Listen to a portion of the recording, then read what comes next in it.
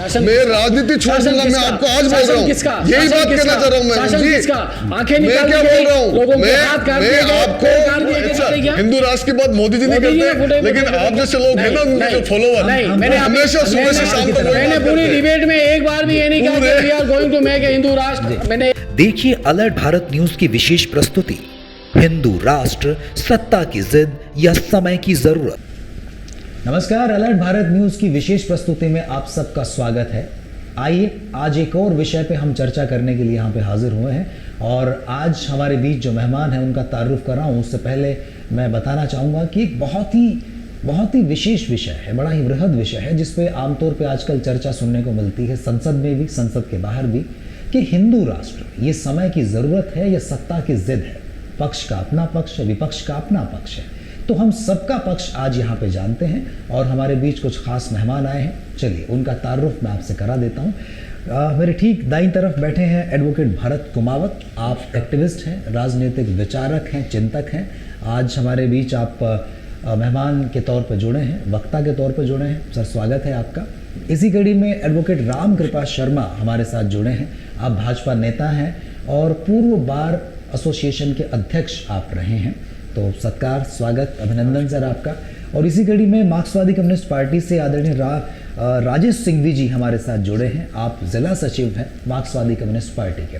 आप सबका बहुत बहुत स्वागत, सत्कार। चलिए बातचीत शुरू करते हैं। अलर्ट भारत न्यूज़ पर आज हम सब लोग यहाँ इकट्ठा हुए हैं और विषय है कि जो हिंदू राष्ट्र की चर्चा जो पूरे देश में चल रही है सर आजकल, तो क्या ये आवश्यक है या एक सत्ता की जिद है कि भाई हमें तो हिंदू राष्ट्र बनाना ही बनाना है और ये बहुत आवश्यक है, अगर ये नहीं हुआ तो पता नहीं क्या हो जाएगा। मैं सबसे पहले आपसे शुरुआत करना चाहूँगा राम कृपा जी, आप क्या सोचते हैं कि इस 2023 में आके और जब चुनाव निकट आ रहे हैं 2024 के, तो क्या हिंदू राष्ट्र बनाना वो सत्ता की जिद है या समय की ज़रूरत है? आप किस दृष्टि से देखते हैं? देखिए साहब, जहाँ तक हिंदू राष्ट्र का विषय है, भारत देश मूल रूप से, स्वाभाविक रूप से और लोगों के मन के आधार पर भारत एक जो भारत का चाल चरित्र और चेहरा है वो हिंदू राष्ट्र अपने आप में है। भारत पूरे विश्व में भारत और नेपाल दो देश हैं जहाँ पर हिंदुओं की संख्या दूसरे समुदाय के आधार पर ज़्यादा है, जो बहुमत में है। और भारत का जो आदि अनादिकाल से जो चेहरा चला आ रहा है, भारत का जो चरित्र है, वहाँ के लोगों का जो धर्म है, उठते ही जो सुबह मॉर्निंग से लेकर और रात को सोने तक का भारत का जो जीवन पद्धति है, वो जीवन पद्धति अपने आप में है। क्योंकि हम पेड़ों के रक्षक हैं, हम जंगल को मानने वाले हैं, हम ज़मीन को मानने वाले हैं, हम पेड़ की पूजा करने वाले हैं, हम पशुओं की पूजा करने वाले हैं। हम जो हमारा चरित्र है, हम स्वाभाविक रूप से दयावान व्यक्ति हैं। और जो हिंदू धर्म है, हिंदू को सिर्फ हिंदू धर्म को एक स्क्रूटनाइज वे में आप नहीं दे सकते। हिंदू के बारे में जब हम सोचते हैं तो पूर्व में एक बड़े विजन के साथ में हमको सोचना पड़ेगा। सिंधु घाटी सभ्यता के पास में बसा हुआ जो सभी लोग जो भारत में पैदा हुए, एक जो पुराना भारत का पूरा नाम हिंदुस्तान, और हिंदुस्तान में जो लोग सिंधु घाटी सभ्यता के पास में जो सभ्यता डेवलप हुई सिंधु नदी के पास में, वो वहाँ जो पैदा हुआ, वो प्रत्येक व्यक्ति जो इस जीवन पद्धति को अपनाता है वो हिंदू माना जाएगा। और इस आधार पर जो पिछले कुछ समय में हमने आज़ादी के बाद में 2014 के पश्चात एक ऐसी सरकार के नेतृत्व में काम प्रारंभ हुआ जिसने भारत को एक विशिष्ट पहचान, जो पुरानी हमारी पहचान थी, पुराना जो हमारे पौराणिक जो हमारी व्यवस्थाएं थी, उन व्यवस्थाओं को पुनः स्थापित करने का जो प्रयास किया, उसको तथाकथित जो सेकुलरिज्म वाले जो लोग हैं उन्होंने एक राजनीतिक चश्मे से देखना शुरू किया। और राजनीतिक चश्मे के आधार पर उन्होंने कहा कि भाई आप तो एक किसी जाति विशेष के लिए या किसी धर्म विशेष के लिए कार्य कर रहे हैं। ऐसा नहीं है। भारत को पुराना वैभव लौटाने के लिए, भारत के पुरानी व्यवस्थाओं को ठीक करने के लिए और पुरानी व्यवस्थाओं को पुनः स्थापित करने के लिए सरकार ने ठीक तरह से काम शुरू किया है। निश्चित रूप से सरकार उसमें सफल होगी। और अगर कोई व्यक्ति इसको हिंदू राष्ट्र की तरफ बढ़ता हुआ कदम कहे तो उसका स्वागत किया जाना चाहिए। आप कह रहे हैं कि पुरानी व्यवस्थाओं की तरफ हम लौटना चाहते हैं। पुरानी व्यवस्थाओं में तो ऐसा भी था कि ये कहा जाता था कि भाई वैश्य, शूद्र और ये सब 4 जो वर्ण हैं ये बांटे गए हैं, तो क्या फिर से आप समाज को उन्हीं वर्णों में बांटना चाहते हैं कि शूद्र सिर्फ शूद्र रहेगा और बाकी सबकी सेवा करेगा? ये तो समाज का विघटन हो जाएगा ना इस तरह से। तो देखिए साहब, ऐसा है कि समाज, हमारा हिंदू समाज जो मूल रूप से था, जो राम और कृष्ण के ज़माने से हम जिस समाज की, हिंदू समाज की बात करते हैं, सनातन संस्कृति की बात करते हैं, उसमें किसी भी जाति आधारित व्यवस्था की बात नहीं थी।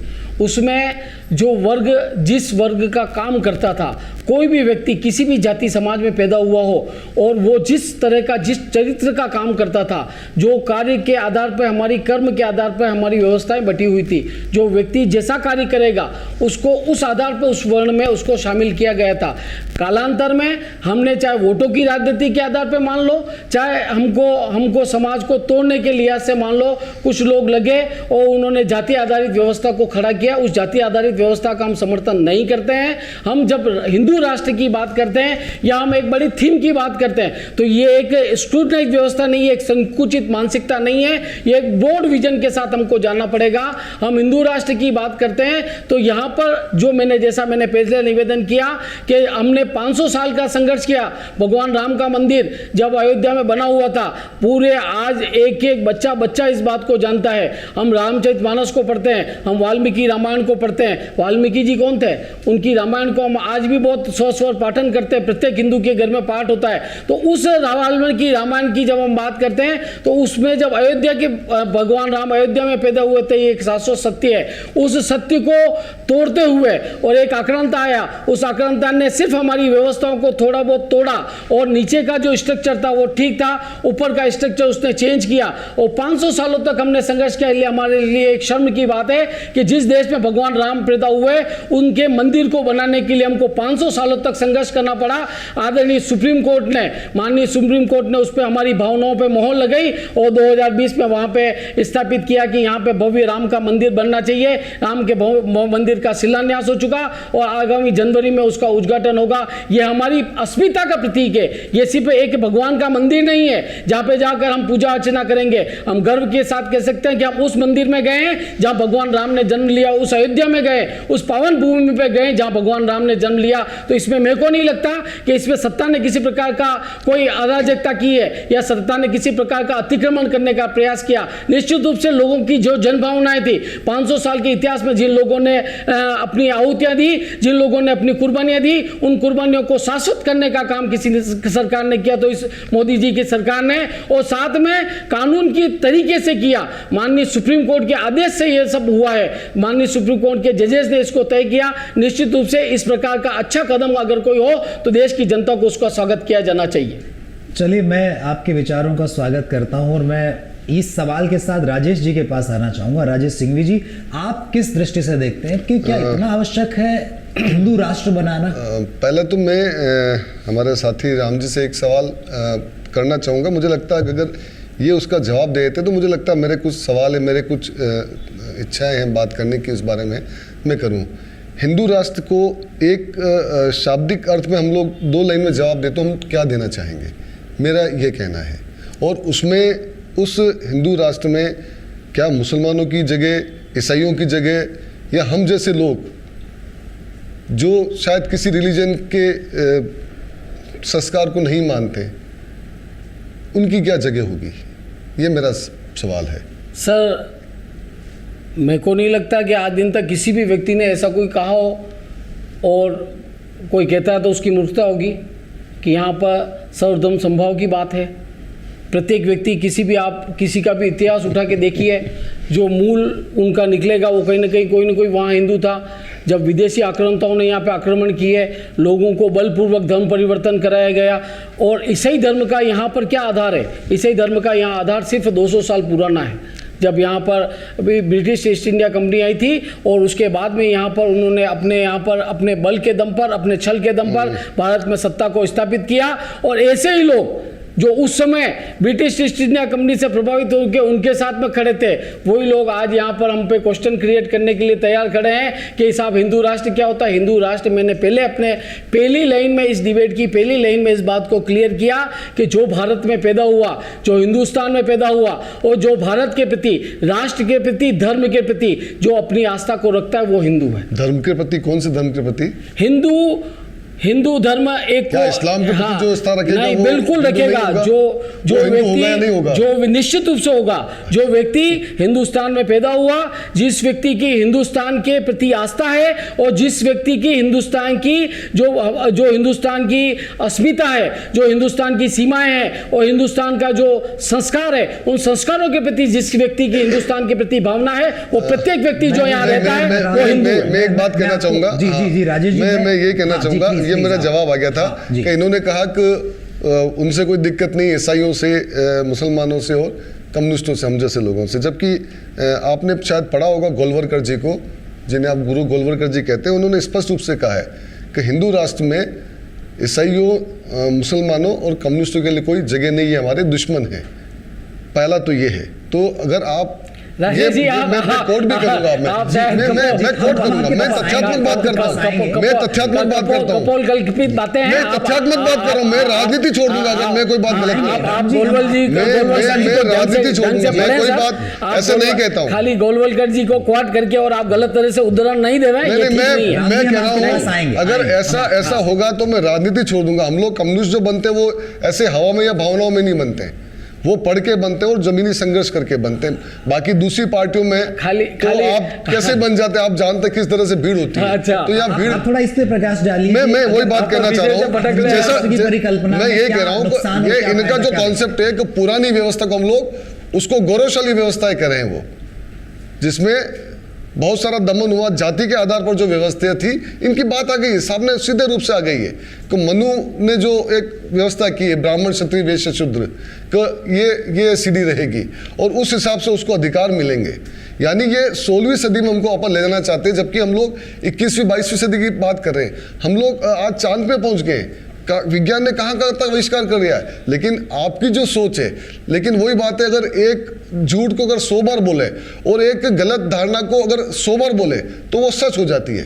तो इस तरह से जो समाज में जो आज बड़े लंबे संघर्षों के बाद एक प्रक्रिया से समाज जो है हमारा एक थोड़ा सा विकास की ओर आगे बढ़ा है, विकसित नहीं हुआ हमारा देश का समाज। मैं बताना चाहूंगा जो विकसित आज दुनिया में कई देश है जहाँ पे एक साइंटिफिक टेम्परामेंट है। आप देखिए हमारे देश में कोई वैज्ञानिक पैदा नहीं हुए, क्योंकि हमने हमेशा धर्म धर्म धर्म, और हम लोग पाकिस्तान की बात देख लें, अफगानिस्तान की बात देख लें, क्या हो गया वहाँ पे वो धर्म के आधार पर जो देश बने थे।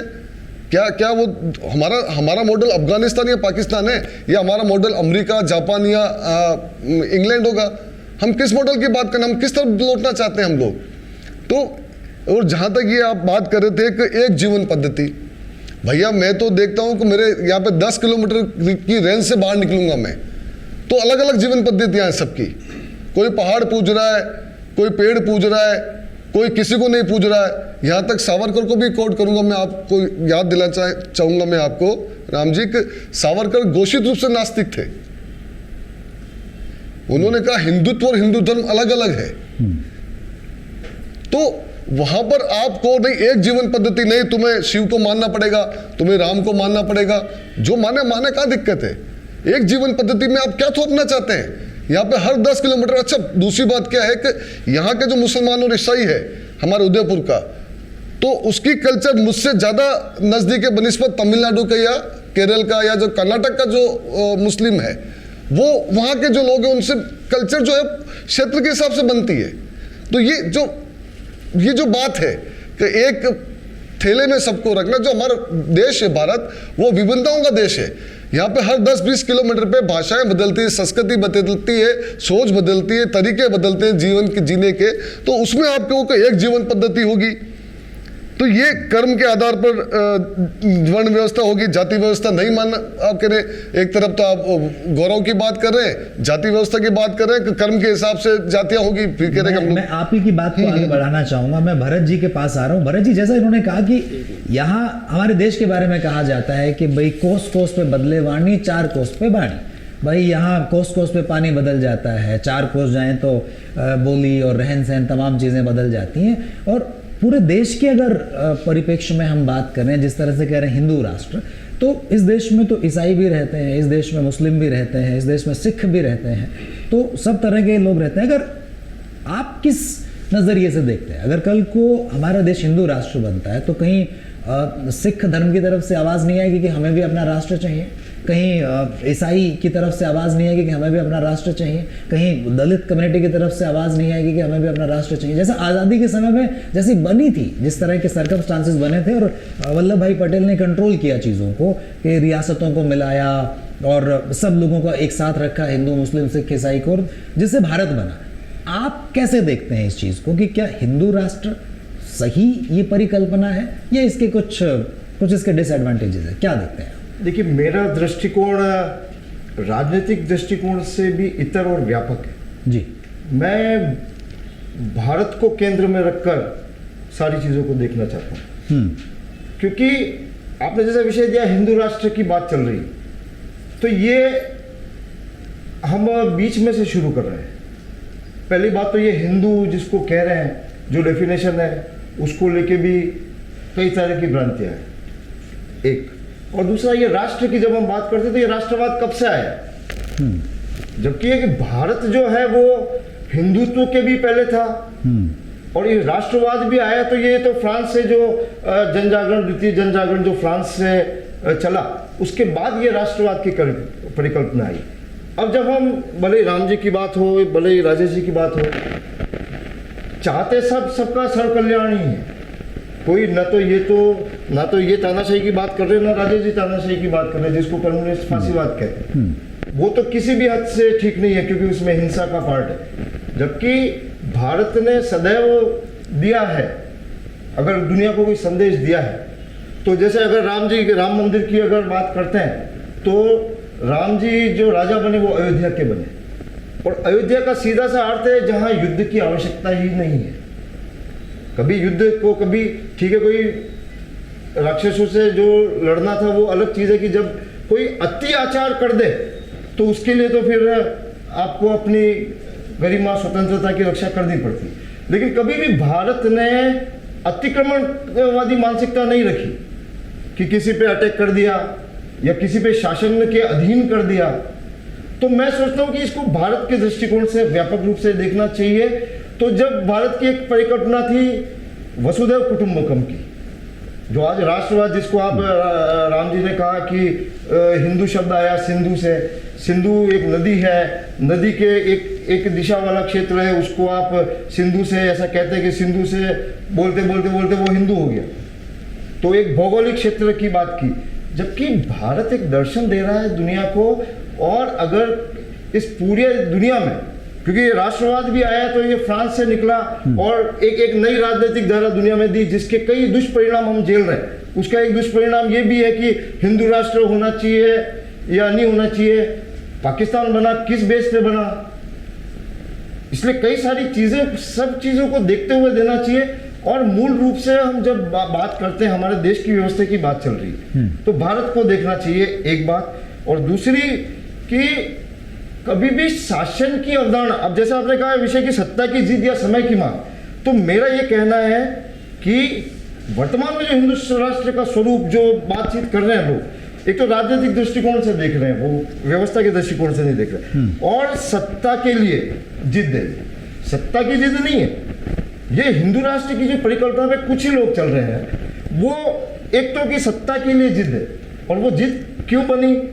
क्योंकि भूतकाल में इस देश ने देखा है मानवीय त्रासदी देखी है, कत्लेआम देखा है, जनसंहार देखा है, तो उसकी वजह से कुछ भय भी है बहुत से लोगों में, भविष्य को लेकर अनिश्चितता भी है कि मान लो जैसे पाकिस्तान में जो आज हो रहा है, वो जो कह के पाकिस्तान बना वैसी स्थिति आज नहीं। तो इस बात की क्या गारंटी है कि हम जो कह रहे हैं, कहने को तो सब कह ही रहे कि हिंदू तो विश्व को, प्रत्येक व्यक्ति को अपना भाई मानता है, वहां तक ठीक है। लेकिन क्या जिस प्रकार से जिन्ना भी सेक्युलरिज्म में थे, जिन्ना को कभी भी इस्लामिक राष्ट्र के या एक सांप्रदायिक राष्ट्र के अवधारणा कभी जिन्ना ने नहीं दी, लेकिन आज पाकिस्तान में क्या हो रहा है? हम मान भी ले कुछ क्षण के लिए कि कल को हिंदू राष्ट्र बन जाएगा, तो इसकी क्या गारंटी कि जिस प्रकार से पाकिस्तान जो है वो सभी की समानता की बात की और आज क्या स्थिति हमारे सामने, कहने की जरूरत नहीं। तो इस हिंदू राष्ट्र की परिकल्पना क्या होगी भविष्य में, वो आज क्लियर नहीं। ये तो स्मार्ट सिटी जैसे ही हाल है, स्मार्ट सिटी की अवधारणा तो दे दी कि वो देयर विल जोरदार। Be smart cities in India, और हम भुगत रहे पिछले पर जब स्मार्ट सिटी का दस्तावेज देखो, स्मार्ट सिटी को समझना चाहो तो पहली पंक्ति ही यही आती है कि there is not an particular idea of smart city.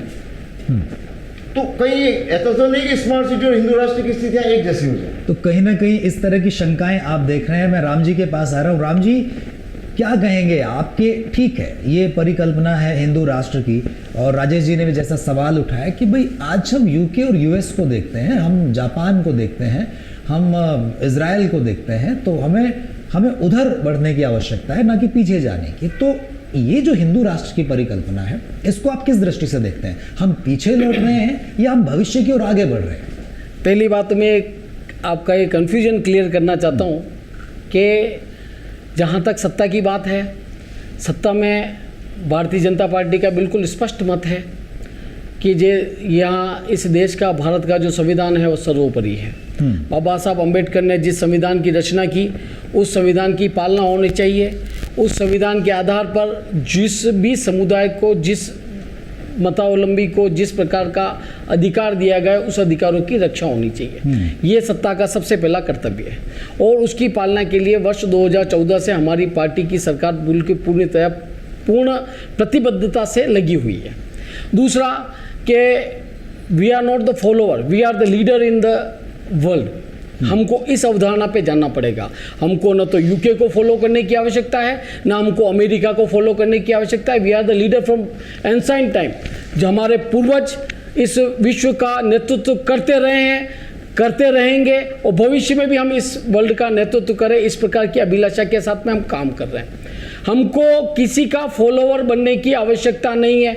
America का इतिहास क्या, अमेरिका कितने साल पहले पैदा हुआ, ब्रिटेन का इतिहास क्या, ब्रिटेन कितने साल पहले पैदा हुआ।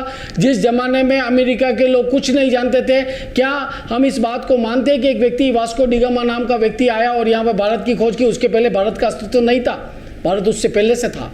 भारत में जब पूरे विश्व में कहीं भी संस्कृति डेवलप नहीं थी, कहीं भी सभ्यता डेवलप नहीं थी, उस समय भारत में सभ्यता डेवलप थी। उस समय हम बहुत अच्छे वेल टू डू कंडीशन में थे। हमारी जो रामचरितमानस और हमारी जो गीता है वो हमको जीवन का जीवन जीने का एक सूत्र बताती है, जीवन जीने का एक तरीका बताती है। तो हम वसुदेव कुटुंबकम की भावना पे चलते हैं, हम सर्वे भवन्तु सुखिनः की बात करते हैं। हम किसी एक व्यक्ति के लिए मैंने पहली लाइन में ये क्लियर किया कि हम किसी भी जातिवादी व्यवस्था को नहीं मानते। फिर भी राजेश जी भाई साहब ने कहा कि आप तो मनुवादी व्यवस्था की तरफ ले जा रहे हो। कौन ले जा रहा है? किसने कही मनुवादी व्यवस्था की बात? मैं तो आपको दावे के साथ कह सकता हूं कि इस भारतीय जनता पार्टी में जितने सांसद और जितने एमएलए आज की तारीख में, और नीचे तक कॉर्पोरेटर तक मान लो, जितने जनप्रतिनिधि भारतीय जनता पार्टी में दलित समुदाय से है, वो किसी भी पार्टी में नहीं है। ये मेरे को बहुत गर्व का विषय है। तो मनुवादी व्यवस्था की बात कौन कर रहा है? मैं आपको पहले निवेदन किया कि हम कर्म आधारित व्यवस्था की बात करते हैं, और कर्म आधारित व्यवस्था जो है पूरे वर्ल्ड में लागू है, किसी एक देश में लागू नहीं है। हम सबको समानता की बात करते हैं। भारत का संविधान कहता है कि प्रत्येक व्यक्ति यहाँ जो जन्म लेता है उसमें किसी प्रकार का भेदभाव नहीं होगा। इस भेदभाव को अगर कहीं होता है तो उसको खत्म करने के लिए हम बात कर रहे हैं। लेकिन जब हिंदू राष्ट्र की बात आती है तो बात कहाँ से उत्पन्न होती है? जब कन्हैयालाल जैसा हत्याकांड होता है, किसी व्यक्ति की, निरीह व्यक्ति की आप एक सरे बाजार में ले जाके गर्दन काट के और लटका देते हो, तो क्या ये अन्याय नहीं है? उसके खिलाफ आपको नहीं बोलना पड़ेगा। वो सिर्फ इस वजह से हम नहीं बोल रहे हैं कि वो एक हिंदू था, उसने क्या यहाँ पैदा होकर गलती कर दी जो उसका किसी दूसरे धर्म के लोगों को उसकी गर्दन काटने का अधिकार मिल गया। आपने कितना प्रदर्शन किया? वो क्या सिर्फ हमारी जिम्मेदारी था? वो आपकी दूसरी पार्टियों के लोगों की जिम्मेदारी नहीं था। कम्युनिस्ट पार्टी ने उसके लिए कहाँ प्रदर्शन किया कि कन्हैयालाल को अधिकार मिलना चाहिए? तो क्या कन्हैयालाल को न्याय दिलाने का आवाज उठाना कम्युनिस्ट पार्टी की जिम्मेदारी नहीं है? आपके वहाँ पे मार्क्सिस्ट के लोग केरल में राज करते हैं और वहाँ पे सरेआम हिंदुओं की हत्या होती है, तो क्या हिंदू इस देश का नागरिक नहीं है? उस हिंदू के लिए उसकी हत्या होती है तो उस पर दुख व्यक्त करना आपकी जिम्मेदारी नहीं है। सिर्फ एक वर्ग विशेष के लोगों के लिए आपके मन में सहानुभूति है और उनके वोटों को आपको प्राप्त करना है, इसके लिए आप उनके लिए बात करेंगे। ऐसा कभी नहीं होना चाहिए। इस देश में सर्वे भवन्तु सुखिनः की बात करनी चाहिए। हमारे रामचरितमानस में तुलसीदास जी बहुत पहले आदि अनादि काल से लिख के गए कि काम क्रोध लोभ सब नाक नरक के पंथ। काम क्रोध मद और लोभ ये सभी नरक के द्वार के ले जाए, अब वापस ये कहेंगे कि हम तो स्वर्ग और नरक को मानते ही नहीं है। स्वर्ग और नरक क्या होता है? लेकिन नरक और स्वर्ग का मतलब देश में खुशहाली का वातावरण, ये स्वर्ग है। और देश में जहां पर लोगों को जीने की ठीक व्यवस्था नहीं हो, वो नरक है। मेरे पर्सनल व्यवस्था में, हमारी पार्टी की सोच में, जहां पर लोगों को अच्छे से जीने की व्यवस्था हो, लोगों में आपसी समन्वय हो, लोगों में आपसी प्रेम हो, लोगों में देश को आगे बढ़ाने की भावना हो, और सर्वप्रथम मेरा देश, उसके बाद मेरा समाज, और उसके बाद में मेरा परिवार, और फिर मैं, यहां से हमारी व्यवस्थाएं चालू होती है। जो इस व्यवस्था को मानता है, वो प्रत्येक व्यक्ति जो इस हिंदुस्तान में रहता है, वो हिंदू है मेरी नजर में। और निश्चित रूप से इस व्यवस्था को स्थापित किया जाना चाहिए। अगर देशभक्ति किसी व्यक्ति को ये लगता है कि सेकुलरिज्म के खिलाफ वो कम्युनल व्यक्ति है, अगर कहीं किसी व्यक्ति को लगता है कि भारत माता की जय बोलने से कहीं उसको लगता है कि ये कम्युनल व्यक्ति है, तो मेरे को खुशी होगी, मैं अपने आप को कम्युनल कहलाना पसंद करूंगा। लेकिन भारत माता की जय तो मैं बोलूंगा, क्योंकि इस देश में मैं पैदा हुआ, इस देश के प्रति सबसे पहले मेरी आस्था होनी चाहिए। उसके बाद में मेरी समाज के प्रति, जिस समाज में मैं पैदा हुआ उसके प्रति मेरी आस्था है। उसके बाद में मेरे परिवार के प्रति मेरा कर्तव्य, और लास्ट में, सबसे लास्ट में मेरा डेवलपमेंट। अब यहाँ पे हो क्या रहा है कि अब ये जो सो कॉल्ड कम्युनिस्ट और सो कॉल्ड कांग्रेस के जो लोग हैं, उन्होंने एक नए के तरह का थीम डेवलप किया, एक नए तरह का परसेप्शन डेवलप किया कि लोगों को कहा कि सबसे पहले आप खुद का डेवलपमेंट करो, सबसे पहले खुद का डेवलपमेंट मत करो, इस देश का डेवलपमेंट होगा, भारत का डेवलपमेंट होगा। भारत जब बड़ा हो जाएगा ना, तो ऑटोमेटिक आदमी बड़ा हो जाएगा। मेरा इस देश में पैदा होना सक्सेस हो जाएगा। अगर मैं भारत माता की जय बोलते हुए मारा जाऊंगा तो मैं यही हिंदू है। हिंदू वही है जो भारत के हिंदू वही है। ये डिबेट में भाग के लेते, मतलब भाषण देना शुरू करते। भाषण नहीं है, आप सुनना ही पसंद नहीं करते। आप अपनी बात नहीं, मुझे लगता है वॉल्यूम वही रहे जो हम लोग बैठे थे। मेरी वॉल्यूम का स्तर यही है। मैं फिर से आऊंगा आपके पास, भारत माता की जय तो खैर इस देश के हर नागरिक बोलना किसने मना किया? और मैं राजेश जी के पास आ रहा हूँ, जैसे लेकिन परिकल्पना पे और सारी बातों पे, तो क्या आपको लगता है कि शासन की कथनी और करने में कहीं फर्क है? वो कहते हैं कि वसुधैव कुटुंबकम, लेकिन फिर गोधरा हो जाता है। वो कहते हैं कि सारी सृष्टि में हम सबको भाई भाई मानते हैं और सारी चीजें, लेकिन उसके बाद कहीं ना कहीं समाज का विघटन हो जाता है। वो कहते हैं कि भाई, तुलसीदास जी की जो उन्होंने बात की, तो तुलसीदास जी तो ये भी कहते हैं कि भाई ढोर, शूद्र, पशु और नारी, ये सब ताड़न के अधिकारी। तो क्या वो सब बातें आज के परिप्रेक्ष्य में वो, इसको मैं क्लियर कर दूं सर? हाँ प्लीज आप क्लियर कीजिए। जो तुलसीदास जी ने जो इस पे बहुत विवाद किया, विशेष रूप से हमारे जो कम्युनिस्ट मित्र हैं, उन्होंने इस बात को बिना पढ़े, किसी भी रचना को जाने बिना, किसी भी बात को समझे बिना, उस बात को, रामचरितमानस कितने कम्युनिस्टों ने पढ़ी है, लेकिन खाली आप एक उसको पढ़ के कि डोल लगवानो शुद्ध पशु नारी, ये सब ताड़न के अधिकारी, मतलब जिस वर्ग को ताड़न मतलब क्या होता है? ताड़न का मतलब आप रामचरितमानस को पढ़िए, उसके अंदर उसका मतलब दिया हुआ शाब्दिक अर्थ आप उसको गूगल पे करके अभी देखिए। ताड़न का मतलब होता है शिक्षा के अधिकारी। जिस व्यक्ति में शिक्षा की आवश्यकता है, निश्चित रूप से उसको शिक्षा दी जानी चाहिए। गांव का अगर कोई अनपढ़ व्यक्ति है और मैं उसको कह दूं, और एक राजेश जी जैसा कोई विद्वान व्यक्ति है, तो इनके लिए तो नहीं कहना पड़ेगा कि ये इनको शिक्षा के अधिकारी है। गाँव के किसी व्यक्ति को कह दिया कि साहब ये शिक्षा का अधिकारी रामलाल, तो क्या रामलाल और राजेश जी में अंतर कर दिया? मैंने अंतर बिल्कुल नहीं किया। जहां जिस व्यक्ति को जिस चीज की आवश्यकता है उसको वो चीज देनी पड़ेगी। इसी सवाल को लेकर राजेश जी के पास आ रहा हूं। इन्होंने कहा कि ढोर, गंवार, पशु और नारी, तो ढोर को शिक्षा का अधिकार किस तरह से? आप इस सारी स्थिति को क्लियर कीजिए। मैं पहला तो ये कहना चाहूंगा कि एक तरफ कह रहे राष्ट्र सबसे पहले, और वसुदेव कुटुंबकम, मतलब पूरा दुनिया मेरा परिवार है, तो मुझे ये लगता कॉन्ट्राडिक्शन है। और रविंद्रनाथ टैगोर की लाइन मुझे याद है कि उन्होंने कहा, अगर मेरे देश में कोई बात हित में होगी उसके, लेकिन वो गलत होगी, तो दुनिया में कहीं बात होगी तो मैं उसके उस पक्ष में बोलूँगा। ये उन्होंने कहा है जब हम वसुधैव कुटुंबकम की बात करते हैं। पहला तो ये। दूसरा मेरा ये था कि इन्होंने डॉक्टर अंबेडकर संविधान को कोट किया, अच्छी बात है, और ये इनकी मजबूरी है शायद कि ये इनको कोट करना पड़ता है संविधान और डॉक्टर अंबेडकर को। आप मैं किताब लेके आया हूँ, उसमें लिखा डॉक्टर अंबेडकर ने कोट किया है, हिंदू राष्ट्र हमारे देश के लिए पागलपन होगा, हिंदू राष्ट्र की परिकल्पना। तो ये जिस हिंदू राष्ट्र की बात करें, उन्होंने बहुत पढ़ा है, और मुझे लगता है हमारे देश में जितना डॉक्टर अंबेडकर ने पढ़ा है, मुझे लगता है शायद और किन्होंने इस ढंग से गहरी उन्होंने अध्ययन नहीं किया होगा। तो एक तो ये इस तरह से बात करते हैं। दूसरा जो इनका कहना है कि हिंदू मतलब हर बात को हिंदू मुस्लिम एंगल से, अगर आप देश के इतिहास को भी देखें, दुनिया के इतिहास को भी देखें, हमेशा सत्ताओं का संघर्ष रहा है। हमारे महाराणा प्रताप के साथ देख लो कौन सेनापति थे, सामने अकबर थे, उनके कौन सेनापति थे। हमारे शिवाजी महाराज का देख लीजिए, या अब कहीं से भी कोई उदाहरण ले लीजिए, लेकिन उन संघर्षों को, सत्ता के संघर्षों को धर्म से जोड़कर भावनात्मक चीज़ों को आप हाईलाइट करके जनता के जो असली मुद्दे हैं, रोजगार के, महंगाई के, भ्रष्टाचार के, इस तरह के जो मुद्दे हैं, जो सवाल इन बच्चों का आज हमारे सामने बैठे, आगे क्या होगा, उन सवालों से कैसे उनको दरकिनार करें और हिंदू मुसलमान, भारत पाकिस्तान, मंदिर मस्जिद में उलझाकर इनके भविष्य की ऐसी तैसी कर दें। एक तरह से वो मॉडल चल रहा है। जहाँ तक इन्होंने आरोप लगाया कि कन्हैयालाल के हत्याकांड पे आप नहीं बोले, मैं आपको प्रेस का जो हमने दिया, हमने प्रशासन को दिया है, वो मैं आपको बता सकता हूँ कि हमने दिया है, और वो कंप्यूटर में सेव, अगर आप भी देखेंगे तो वो मिल जाएगा, ठीक है ना। लेकिन एक बात और कहना चाहूँगा, कन्हैयालाल के पक्ष में हमारे उदयपुर के मुस्लिम समाज ने या और किसी भी समाज ने उसके पक्ष में नारेबाजी और जुलूस नहीं निकाला। शंभू रेगर का आपको ध्यान है, राजसमंद में जुआ था, हाँ, 7 साल पहले जी, उसके पक्ष में यह रैली किसने निकाली, किन लोगों ने निकाली?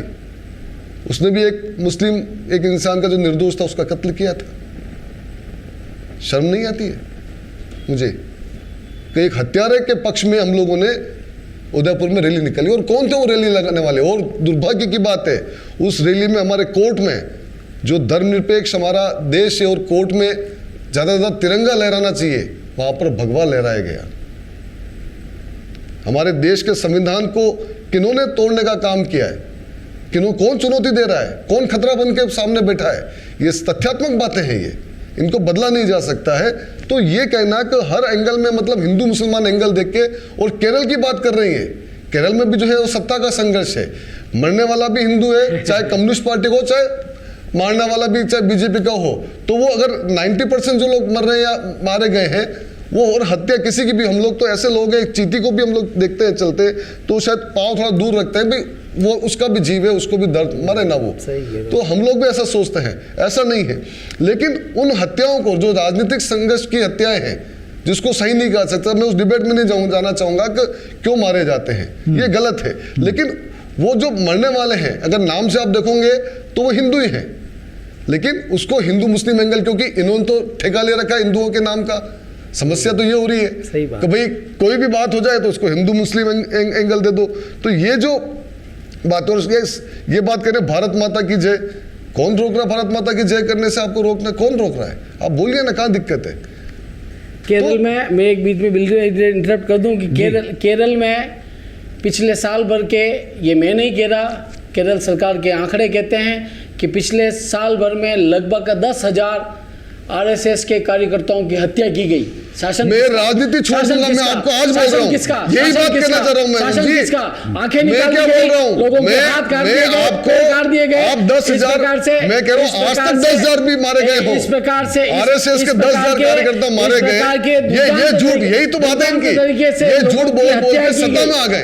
और एक साल में 10,000 लोग, अगर मैं कह रहा हूँ, अगर आप दोष कितना, राम जी, आप कल डिबेट रखा दीजिए, इस बात का वो नाम लिया है, मैं नाम लेके बराबर लोग मारे गए, कम्युनिस्टों के मारे गए। उन लोगों का दोष क्या? उन लोगों का सिर्फ इतना दोष कि उन्होंने वहां पे संघ की शाखाएं लगाने का प्रयास किया, उन लोगों ने वहां पे भारत माता की जय बोलने का प्रयास किया, और उस भारत माता की जय बोलने के कारण उनकी हत्या की गई। ये आरोप है। गोयबल्स का नाम सुना आपने? हिटलर के जो प्रचार मंत्री थे जी। झूठ बोलो, जोर से बोलो, जल्दी जल्दी बोलो, जोर से बोलो, आप बोलो जोर से। अकेला बोल रहा हूं मैं, कह रहा हूं आपको, मैं दावे से कह रहा हूं, कल आप डिबेट रखिए, ये 10,000 बोल रहे हैं, मैं तो कह रहा हूं आप 100 नाम भी लेके आ जाए। 100 नहीं, मैं 10,000 नाम लेके आऊंगा, 10,000 और केरल सरकार के आंकड़े बोलते हैं। लेके आएंगे, मैं नहीं बोल रहा, केरल सरकार के आंकड़े बोलते हैं, जो आंकड़े ऐसे ही है जैसे महिलाओं के मामले में द केरल स्टोरी निकाली इन्होंने, सबसे ज्यादा जो लड़कियां बाहर गई है, गायब हुई है, जो एफआईआर दर्ज हुई है, वो गुजरात में, जिनको रोल मॉडल कहते हैं, गुजरात में हुई है। लेकिन वो किस तरह से एंगल, किस एंगल से इनको राजनीतिक लाभ मिलता है, उस एंगल को वो डायरेक्ट करेंगे। पिक्चर न तो भारतीय जनता पार्टी ने बनाई, न आरएसएस ने बनाई, न पिक्चर पिक्चर में हीरो में हूं, उनको लिखना पड़ा ये काल्पनिक कथा, और तीन लड़कियां जो है वो पिक्चर किस आधार पे बनती है, लेकिन कैसे पिक्चरों में क्या मसाला होता है, इनके कार्यकर्ताओं ने मैं अधिकृत नहीं हूं, पूरे उद्योग में सबको प्रोड्यूसर हूं, न मैं उसका डायरेक्टर पॉपकॉर्न भी खिलाया। I can't make a single comment on that picture. Popcorn भी खिलाया, सबको फिल्में दिखाई इनके बीजेपी के नेताओं ने। तो जिसको अच्छी लगेगी वो जाएगा और देखेगा। नहीं, आपने दिखाई है, पॉपकॉर्न भी खिलाया। आप भी खिलाइए ना, आपको मना किसने किया? आपका स्वागत है। फिल्म का मुद्दा लेके भरत जी के पास आना चाहूंगा। भरत जी, ये लगातार अभी सुर्खियों में है ये चीज़ कि हमारे देश के मुद्दों को फिल्मों में दिखाया गया। बहुत सारे लोगों ने उनको सपोर्ट किया, बहुत सारे लोगों ने विरोध किया। कश्मीर फाइल से बात शुरू होती है। बहुत सारे लोगों, बीजेपी के लोगों ने खूब सपोर्ट किया है। विवेक अग्निहोत्री को खूब सारे फायदे भी दिए गए। अब वो दिल्ली फाइल्स बना रहे हैं और कई सारी फाइल्स लेके आ रहे हैं। उसके बाद फिर अजमेर स्कैम 92 ऐसी कोई एक फिल्म आ चुकी है, तो उसको भी खूब सारा सपोर्ट किया जा रहा है अभी सत्ता के द्वारा वो सारा। क्या आपको लगता है कि फिल्मों के जरिए समाज की जो इस तरह की घटनाएं हैं उनको सामने लाना वो सही है? और सही है तो उसमें कितनी सत्यता है और कितनी राजनीति है? आप क्या कहेंगे इस विषय पे? देखिए, आज जो मूल समस्या की जड़ है वो है मानवीयतापूर्ण दृष्टिकोण से चीजों को न देखना। बनस्पत की व्यावसायिकता सब पे हावी है जी। भले वो राजनीतिक वर्ग हो, भले ही ये फिल्म मेकर्स। मूल रूप से समाज एक दायित्व बनता है सबका, भले वो राजनीतिक वर्ग हो, भले ही फिल्म निर्माता हो। क्योंकि ऐसा नहीं है कि ये आधुनिक राजनीतिक दल अभी आए हैं या पहले हमारे कलाकार नहीं होते थे या एक साहित्यिक गतिविधियां समाज में नहीं होती थी, होती थी, लेकिन वो मूल्य आधारित होती थी। आज आप देखें जिस प्रकार से तेजी से, भले ही वो राजनीतिक वर्ग हो या भले ही कोई सा भी वर्ग हो, जो एक नैतिक चारित्रिक जो गिरावट आई है, ये चिंता का विषय है। हम थोड़ा सा विषय से दूर जा रहे हैं भरत जी।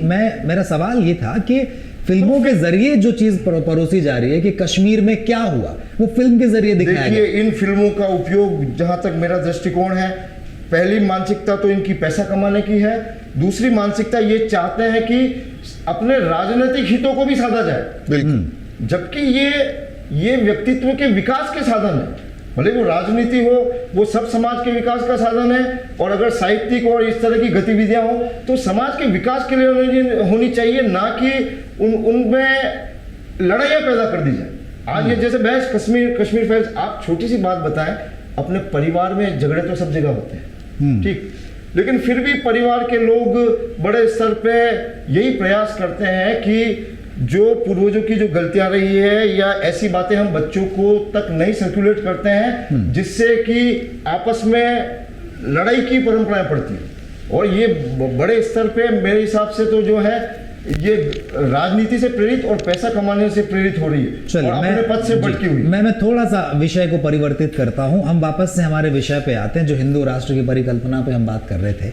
अगर कल को, ठीक है, हिंदू राष्ट्र और ये सब होता है, अभी जिस तरह की घटनाएं हो रही हैं, अगर हम मणिपुर चले थोड़ी देर के लिए, तो अगर हिंदू राष्ट्र हमारा हो जाता है तो मणिपुर जैसी जब घटनाएं होंगी तो हम मैतेई और कुकी जैसे समाजों को कैसे साधेंगे उस हिंदू राष्ट्र में? इस पे क्या राय आपकी? देखिए, सनातन हिंदू धर्म में तो सब सदा हुआ ही था। जब से ये पाश्चात्य मानसिकता आई हो, भले वो राजनीतिक हो, भले ही कम्युनिस्टों की जो मानसिकता आई हो, उन सभी ने इसे, और जिसको राम जी हिंदुत्व कह रहे हैं, मैं तो उसको सनातन व्यवस्था मानता हूँ। और रही बात कि मनुवाद की, तो मैं ये माननीय लोगों को और दर्शकों को भी जानकारी देना चाहता हूँ कि मनुवाद जैसी परिकल्पनाएं राजनीतिक मानसिकता की देन है, जबकि वास्तव में मनुवाद नहीं है, मनु एक व्यवस्था है, एक चीज। और दूसरा, किसी एक व्यक्ति का द्योतक नहीं है मनु। मनु एक परंपरा रही है, और जिसको आज राजेश जी वैज्ञानिक के रूप में कह रहे हैं और कहीं ना कहीं अस्पष्ट शब्दों में राम जी भी उसका यूज कर रहे हैं, लेकिन वास्तव में मनु एक परंपरा रही है। एक लंबे समय तक ऋषि मुनियों ने, जो किसी भी रूप में वैज्ञानिकों से कम नहीं थे, उन्होंने समाज पे चिंतन किया। समाज के मन, ये मनु शब्द मन से आया, क्योंकि सारे व्यक्ति के कर्मों की जो कोई मूल आधारभूत कोई अवस्था है तो वो मन ही करता है। तो मनु ने व्यक्तियों के मन पर चिंतन किया, उसकी टेंडेंसीज को देखा, उसकी प्रक्रियाओं को देखा, और किस प्रकार से व्यक्ति जो है वो समाज में जी सके, सबके अधिकारों के साथ जी सके, सबके जीवन को सम्मान देते हुए, सबको अपने ही बराबर सम्मान देते हुए किस प्रकार से जिए, ये सामाजिक व्यवस्था मनु परंपरा ने दी है और इससे बढ़िया व्यवस्था आज दुनिया में कोई नहीं है। और दूसरी, आज सारी व्यवस्थाओं को देख लो, भले वो इस्लाम धर्म में चल रही है, कम्युनिस्टों में चल रही है, हिंदुओं में चल रही है, सिखों में चल रही है, या नास्तिकों में चल रही है, आस्तिकों में चल रही है, उसका आधार मनु द्वारा दी गई व्यवस्था ही है, क्योंकि आज नहीं हजारों वर्षों पूर्व से ये हमारे संस्कारों में है। इसलिए दुर्भाग्य की बात है कि हम लोग लड़ रहे हैं और हिंदू राष्ट्र की बात आ रही, क्या ये प्रतिक्रिया का शब्द नहीं है हिंदू राष्ट्र? मैं राम जी से भी पूछना चाहता हूँ, क्या 1947 के पहले जब से ये अंग्रेजों के जाने की बात आई और सत्ता आती हुई दिखी, तब क्या ये हिंदू मुस्लिम वाद नहीं चला देश में? क्या उसके पहले, जैसे आपने बताया राजेश जी ने, भले महाराणा प्रताप के सेनापति देख लो, भले शिवाजी के सेनापति देख लो, ये एक समय था तब ये लड़ाई नहीं थी समाज में। एक सेकंड के लिए सिर्फ आपको सत्ता प्राप्त करने के लिए सबको हिंदू धर्म सूझ रहा है जी, जबकि एक पवित्र व्यवस्था को बदनाम किया जा रहा है राजनीतिक मानसिकताओं से। और मैं तो इस दुनिया को और विश्व, हिंदू विश्व, अगर आप बात ही करते हो तो हिंदू राष्ट्र की बात को मतलब मिलाना हिंदू के साथ ही अन्याय है। आपको तो विश्व की बात करनी चाहिए। और आज डायरेक्ट इनडायरेक्ट रूप से पूरी दुनिया में आप हिंदू कह लो या सनातनी कह लो या भारतीय कह लो, एक लाइन भेद नहीं करना चाहिए। एक लाइन में अगर आप इसको परिभाषित करना चाहें तो आप क्या कहेंगे कि हिंदू राष्ट्र की परिकल्पना सही है या गलत है आपकी दृष्टि से? वसुधैव कुटुंबकम, सनातन सब, इनको भी, राजेश जी को भी ऑब्जेक्शन नहीं, मेरे को भी नहीं, इनको भी नहीं, ये तो समर्थन करेंगे। ठीक, अब भारतीय जनता पार्टी की बात करो तो एकात्म मानववाद की बात करो ना। एकात्म मानववाद तो वो आत्मा के विषय पे आ रहा है, शरीर की तो बात ही नहीं। फिर आप राष्ट्र की बात कर रहे हो, मतलब इस दुनिया वसुधैव कुटुंबकम से एक टुकड़े को तोड़ते हुए, एक जमीनी टुकड़े को तोड़ते हुए आप उसको भारत कह रहे हो, तो ये तो हिंदुत्व का सबसे बड़ा अपमान है। मैं यही सवाल लेकर राजेश जी के पास आ रहा हूँ, फिर राम जी की प्रतिक्रिया मैं जानूंगा। राजेश जी, मेरा सवाल ये है कि मणिपुर के बारे में हिंदू राष्ट्र की परिकल्पना, अगर ठीक है कल को हमारा हिंदू राष्ट्र है, तो हम ऐसे विषयों से किस तरह से हम जूझेंगे, कैसे उनको सुलझाएंगे? मणिपुर की घटना आप ले लीजिए, अगर आप पंजाब चले जाएं तो वहाँ भी एक धड़ा ये कहता है कि हमें खालिस्तान चाहिए। अभी विदेश में बैठ के भी वीडियोज़ और पता नहीं क्या क्या भेजते रहते हैं, वो सारी चीज़ें, ऐसे बहुत सारे धड़े खड़े हो जाएंगे। आप किस दृष्टि से देखते हैं कि इसका एक सही सॉल्यूशन क्या है? हिंदू राष्ट्र की जहाँ तक मैं बात करूँगा, डॉक्टर अंबेडकर, उनको ही कोट करूँगा कि ये एक पागलपन है इस तरह के विचार और बातें करना।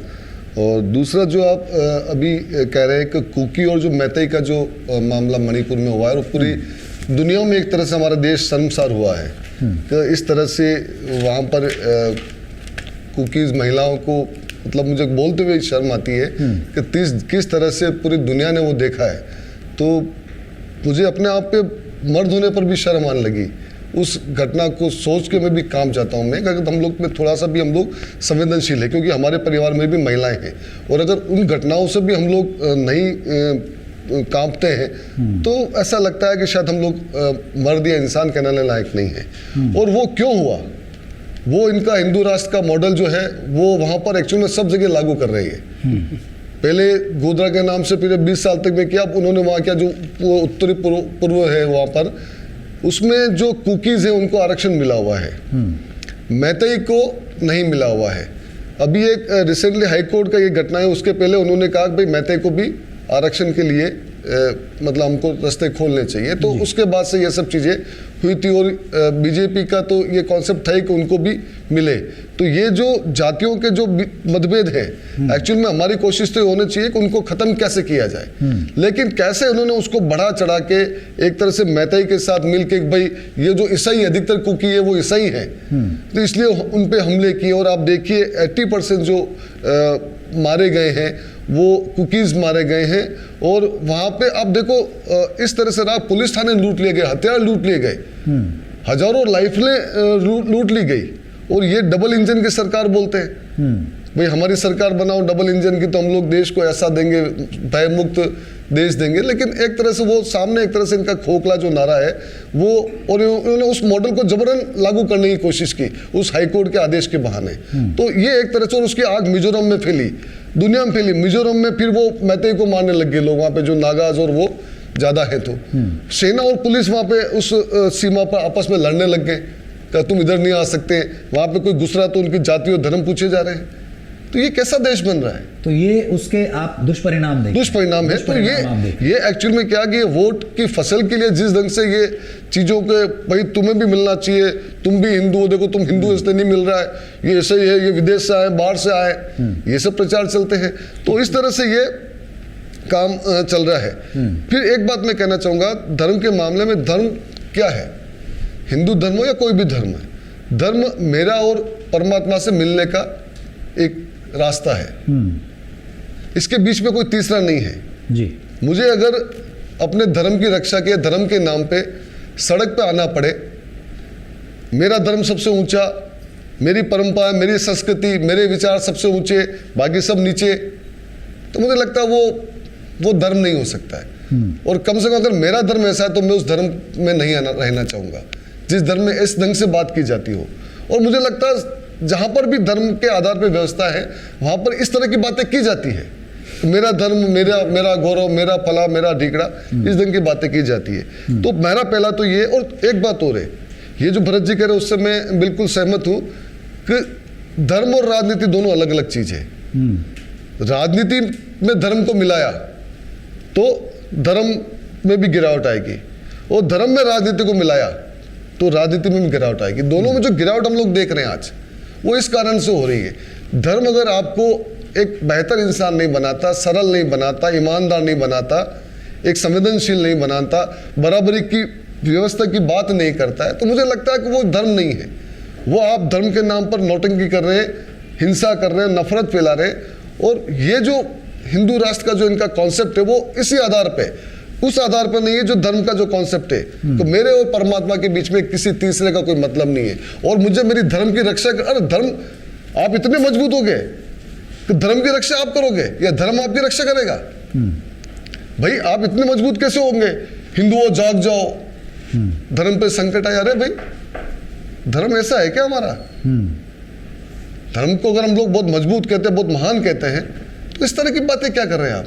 तो ये जो एक कॉन्सेप्ट है, मतलब हिंदू राष्ट्र की जो बात है, समय, सत्ता की जिद या समय की बर्बादी, मैं सोचता हूँ सत्ता की जिद ही है कि इस तरह से जो असली मुद्दे हैं। और आप देखिए पिछले 10 साल में जिसको ये गौरवशाली भारत का बात कर रहे हैं, गौरवशाली 10 साल में मोदी जी के शासन में ये हुआ है, वो हुआ है, तो आप देखिए कि लगातार अमीर और गरीब के बीच की खाई बढ़ी है जी इन 10 सालों में। आप डेटाज देखें तो, और ये जो 1% जो लोग हैं ऊपर के, पहले उनका जो संपत्ति में 2014 के पहले जो हिस्सा था वो 46.4% था।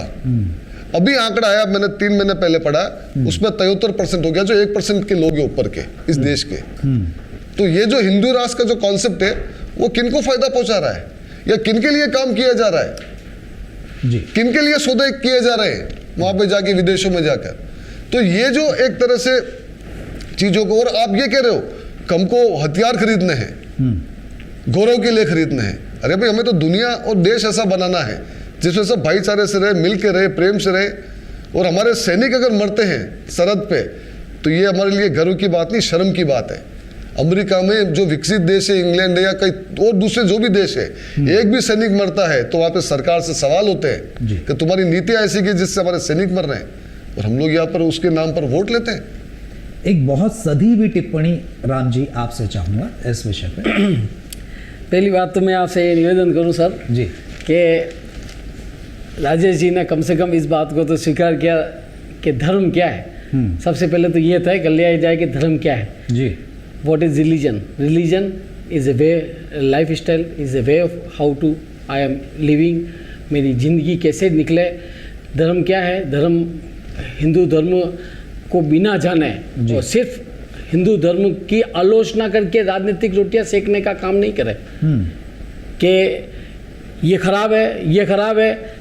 किसी हिंदू धर्म की किसी पुस्तक में एक लाइन कहीं लिखी हुई बता दो कि हिंदू हिंसा करो और हिंसा करने से तुमको स्वर्ग प्राप्त होगा, तो मैं आपको हिंदू धर्म आज छोड़ने के लिए तैयार हूँ। आप बताएं, एक लाइन बता दें कि एक हिंदू धर्म की एक पुस्तक में किसी एक लेखक के द्वारा एक बात कही हुई हो कि हिंदुओं जाके हिंसा करो, हिंसा से समाज सुधरेगा। कहीं नहीं कहा। हमने हिंसा की बात नहीं कही, हमने हमेशा अहिंसा की बात कही, हमने हमेशा ईमानदारी की बात कही, मैंने पहले भी कहा कि वसुदेव कुटुंबकम की बात कही, हमने सर्वे भवन्तु सुखिनः की बात कही। हम रोज़ सुबह उठते ही भगवान से प्रार्थना करते हैं कि मैं भी खुश रहूँ और मेरा पड़ोसी भी खुश रहे, ताकि हम पूरा समाज हमारा अच्छा रहे। इस बात की चिंता करने वाला व्यक्ति हिंदू है। ये मैं बार बार गा के जोर जोर से चिल्ला के कह रहा हूँ, और आपको उस पर भी आपत्ति थी कि आप जोर जोर से बोल रहे हो। मैं जोर जोर से यही बात बोल रहा हूँ कि हम हमेशा शाश्वत जीवन जीने में विश्वास करते हैं, और शाश्वत जीवन क्या है, वो हिंदू धर्म का मूल आधार है कि आदमी अपने लाइफ स्टाइल को ठीक जिए, सिर्फ अपने लिए नहीं जिए, अपने पड़ोसी के लिए जिए। हमारे यहाँ तो ये कहा हुआ है कि आप अपने, चाहे वो मुस्लिम धर्म हो, जो मुस्लिम धर्म में भी ये कहा है कि अपनी आय का 40% हिस्सा ज़कात में देना चाहिए। हिंदू धर्म में कहा कि अपनी आय का 10% हिस्सा दान करना चाहिए, ताकि जो दूसरे लोग हैं वो खुश रह सके। इसलिए हिंदू, यहाँ की जो भारतीय कल्चर है ना, वही हिंदू है। भारतीय कल्चर भारतीय संस्कृति में जो जिया है, भारतीय संस्कृति में जो पला बड़ा है, और जो भारत की नैतिकता में विश्वास करता है, वो हिंदू है। दूसरा कि आपने बात कही कि मणिपुर में क्या हुआ, मणिपुर में क्या हुआ साहब, मणिपुर में आपने स्वयं ने स्वीकार किया कि मणिपुर में आर्टिकल 342 के तहत हाईकोर्ट का आदेश था कि जिस व्यक्ति ने, आर्टिकल 342 ये कहता है कि जिस व्यक्ति ने अपने मूल धर्म को छोड़ दिया, उस मूल धर्म के जो लाभ प्राप्त होने थे आरक्षण के, वो लाभ उस व्यक्ति को प्राप्त नहीं होंगे। ये सत्ता की जिम्मेदारी है कि हाई कोर्ट या सुप्रीम कोर्ट के द्वारा दिए गए आदेश को लागू करवाना, ये सत्ता की जिम्मेदारी है। तो क्या सत्ता ने ये उसको लागू करा की गलती की? अब आप उसके आधार पे, मजहब के आधार पे दीवार कौन खड़ी करने का काम कर रहा है कि तुम क्रिश्चियन बन गए इसलिए तुम्हारा अधिकार छीन लिया? ये आग लगाने का काम सिर्फ भारत में सिर्फ और सिर्फ कम्युनिस्ट पार्टियां कर रही है, और उसका परिणाम देखो, ये बिल्कुल शाश्वत बता रहा हूं कि जिस बंगाल में आपने 27 साल तक अनवरत शासन, 35 साल तक, अब वो सुधार कर दिया राजेश जी ने, 35 साल तक जिसमें अनवरत शासन किया, वह चौथे नंबर की पार्टी है। कौन से नंबर की? 4th पोजीशन की। भारत की जनता अब समझ चुकी है कि इनके खोखले दावों में, खोखली विचारधारा में कोई दम नहीं है। इसलिए वहां पे जहां से आपका ओरिजिन हुआ, जहां से आपने चालू किया ना, जिस त्रिपुरा में आपने शासन किया, मानिक सरकार ने लंबे समय तक शासन किया और आपका दावा था बहुत अच्छा शासन किया, वहां वहां आपकी कम्युनिस्ट पार्टी कहां गई? खाली कम्युनिज्म के नाम पे और 4 जनों को इकट्ठा करके सड़क पे जिंदाबाद मुर्दाबाद के नारे लगाने, और बड़े इशू की जहां तक कि आपने बात कही, मैं भाई साहब मैं कंप्लीट कर लूं आपकी अनुमति हो तो, और जिस कम्युनिज्म की आप बात करते हैं और जिस कम्युनिज्म के आप बहुत सशक्त होने का दावा करते हैं, आपने कहा कि भाई हमने वहां पे कन्हैयालाल के हत्याकांड में हमने प्रेस नोट जारी कर दिया, मेरे कंप्यूटर में आज तक पड़ा हुआ है। आप छोटे छोटे नाली और सड़क के मुद्दे पे तो बहुत 50-100 लोग इकट्ठा करके टायर जला देते हो, सड़क जाम कर देते हो। इतना बड़ा हत्याकांड हुआ, एक व्यक्ति की गर्दन अलग कर दी गई, आपको कभी आंदोलन करने का अवसर नहीं मिला। ये हिंदू और मुसलमान का विषय नहीं है। एक व्यक्ति की निर्दयतापूर्वक हत्या की गई, और जिस निर्दयतापूर्वक हत्या की गई, प्रत्येक भारतीय नागरिक का ये कर्तव्य है कि इस प्रकार की हत्याएं, चाहे वो किसी की भी शासन में हो, उसकी आलोचना करनी चाहिए और उसकी निश्चित रूप से उसकी निंदा करनी चाहिए। आप लोगों ने क्या किया? आप लोगों ने उसकी 5 पैसे की मदद की जाके? आपकी ड्यूटी नहीं थी? भारत के नागरिक के रूप में, उदयपुर के नागरिक के रूप में, उदयपुर का ज्वलंत मुद्दा था, पूरे भारत भर में चला। आप लोगों ने उसको कभी चार शब्द सहानुभूति के जाके बताए? नहीं बताए। दूसरा कि मैं ये कहना चाहता हूं कि आज पूरे विश्व में लगभग 80-90%, 95% देश जो है वो जाति के आधार, जो धर्म के आधार पर बने हुए देश है। तो क्या वहां पे दूसरे धर्म के नागरिक नहीं रह रहे? अमेरिका एक क्रिश्चियन देश है, क्या वहां हिंदू लोग निवास नहीं करते हैं? क्रिश्चियन धर्म पे आधारित नहीं है सर। मेरी बात कंप्लीट कर लेने दें, फिर उसके बाद में आपको जो भी बोलना हो मैं बहुमत में होगा, लेकिन इंग्लैंड आज क्रिश्चियन की बहुमत है, तो क्या वहां पर हिंदू धर्म के लोग निवास नहीं करते हैं? मुसलमान लोग निवास नहीं करते? कनाडा में निवास नहीं करते? कहीं ऐसा एक भी देश बताओ, भारत देश हिंदू राष्ट्र बन जाएगा तो यहाँ से सब मुसलमानों को ले जाके, सब क्रिश्चियनों को ले जाके अरब सागर में धकेल देंगे? ऐसा तो किसने नहीं कहा। लेकिन कई सारे देशों में पाबंदियां खूब सारी हैं राम जी। अगर हम चाइना की बात करें तो वहां कहा जाता है कि आप दाढ़ी नहीं रखेंगे, आप स्पीकर नहीं लगाएंगे, पाबंदियां भी भारत में प्रत्येक निवास करने वाले प्रत्येक 140 करोड़ लोगों को धार्मिक स्वतंत्रता है। ये मैं नहीं, ये भारत का संविधान कहता है। और भारत के संविधान में ये धर्मनिरपेक्ष जो शब्द जोड़ा गया, ये शब्द आपको अच्छी तरह से जानकारी होगी कि बाद में संविधान संशोधन के माध्यम से आदरणीय इंदिरा गांधी जी के नेतृत्व में ये जोड़ा गया था। जो संविधान की मूल प्रस्तावना है उसमें धर्मनिरपेक्ष शब्द कहीं लिखा हुआ नहीं था, लेकिन उससे पहले भी मुसलमान और ईसाई यहाँ पर सम्मानपूर्वक रहते थे। उनकी पूजा पद्धति का भारत में स्वागत किया गया। जिस भी पूजा पद्धति से वो काम करना चाहते हैं, भारत का प्रत्येक नागरिक अपनी पूजा पद्धति को चुनने के लिए स्वतंत्र है। यहाँ पूजा पद्धति पे कोई बहस नहीं हो रही है कि भारत में मंदिर में जाके जो घंटी बजाएगा वो हिंदू कहलाएगा। ये कॉन्सेप्ट बिल्कुल दिमाग से निकाल लीजिए। भारत में मोहम्मद बिन कासिम के समय पे इस्लाम धर्म भारत में आया 8वीं सदी में। उससे पहले इस्लाम धर्म कहाँ था? और भारत में क्रिश्चियन धर्म आया आपके ब्रिटिश ईस्ट इंडिया कंपनी के पहले, उसके पहले क्रिश्चियन कहाँ थे?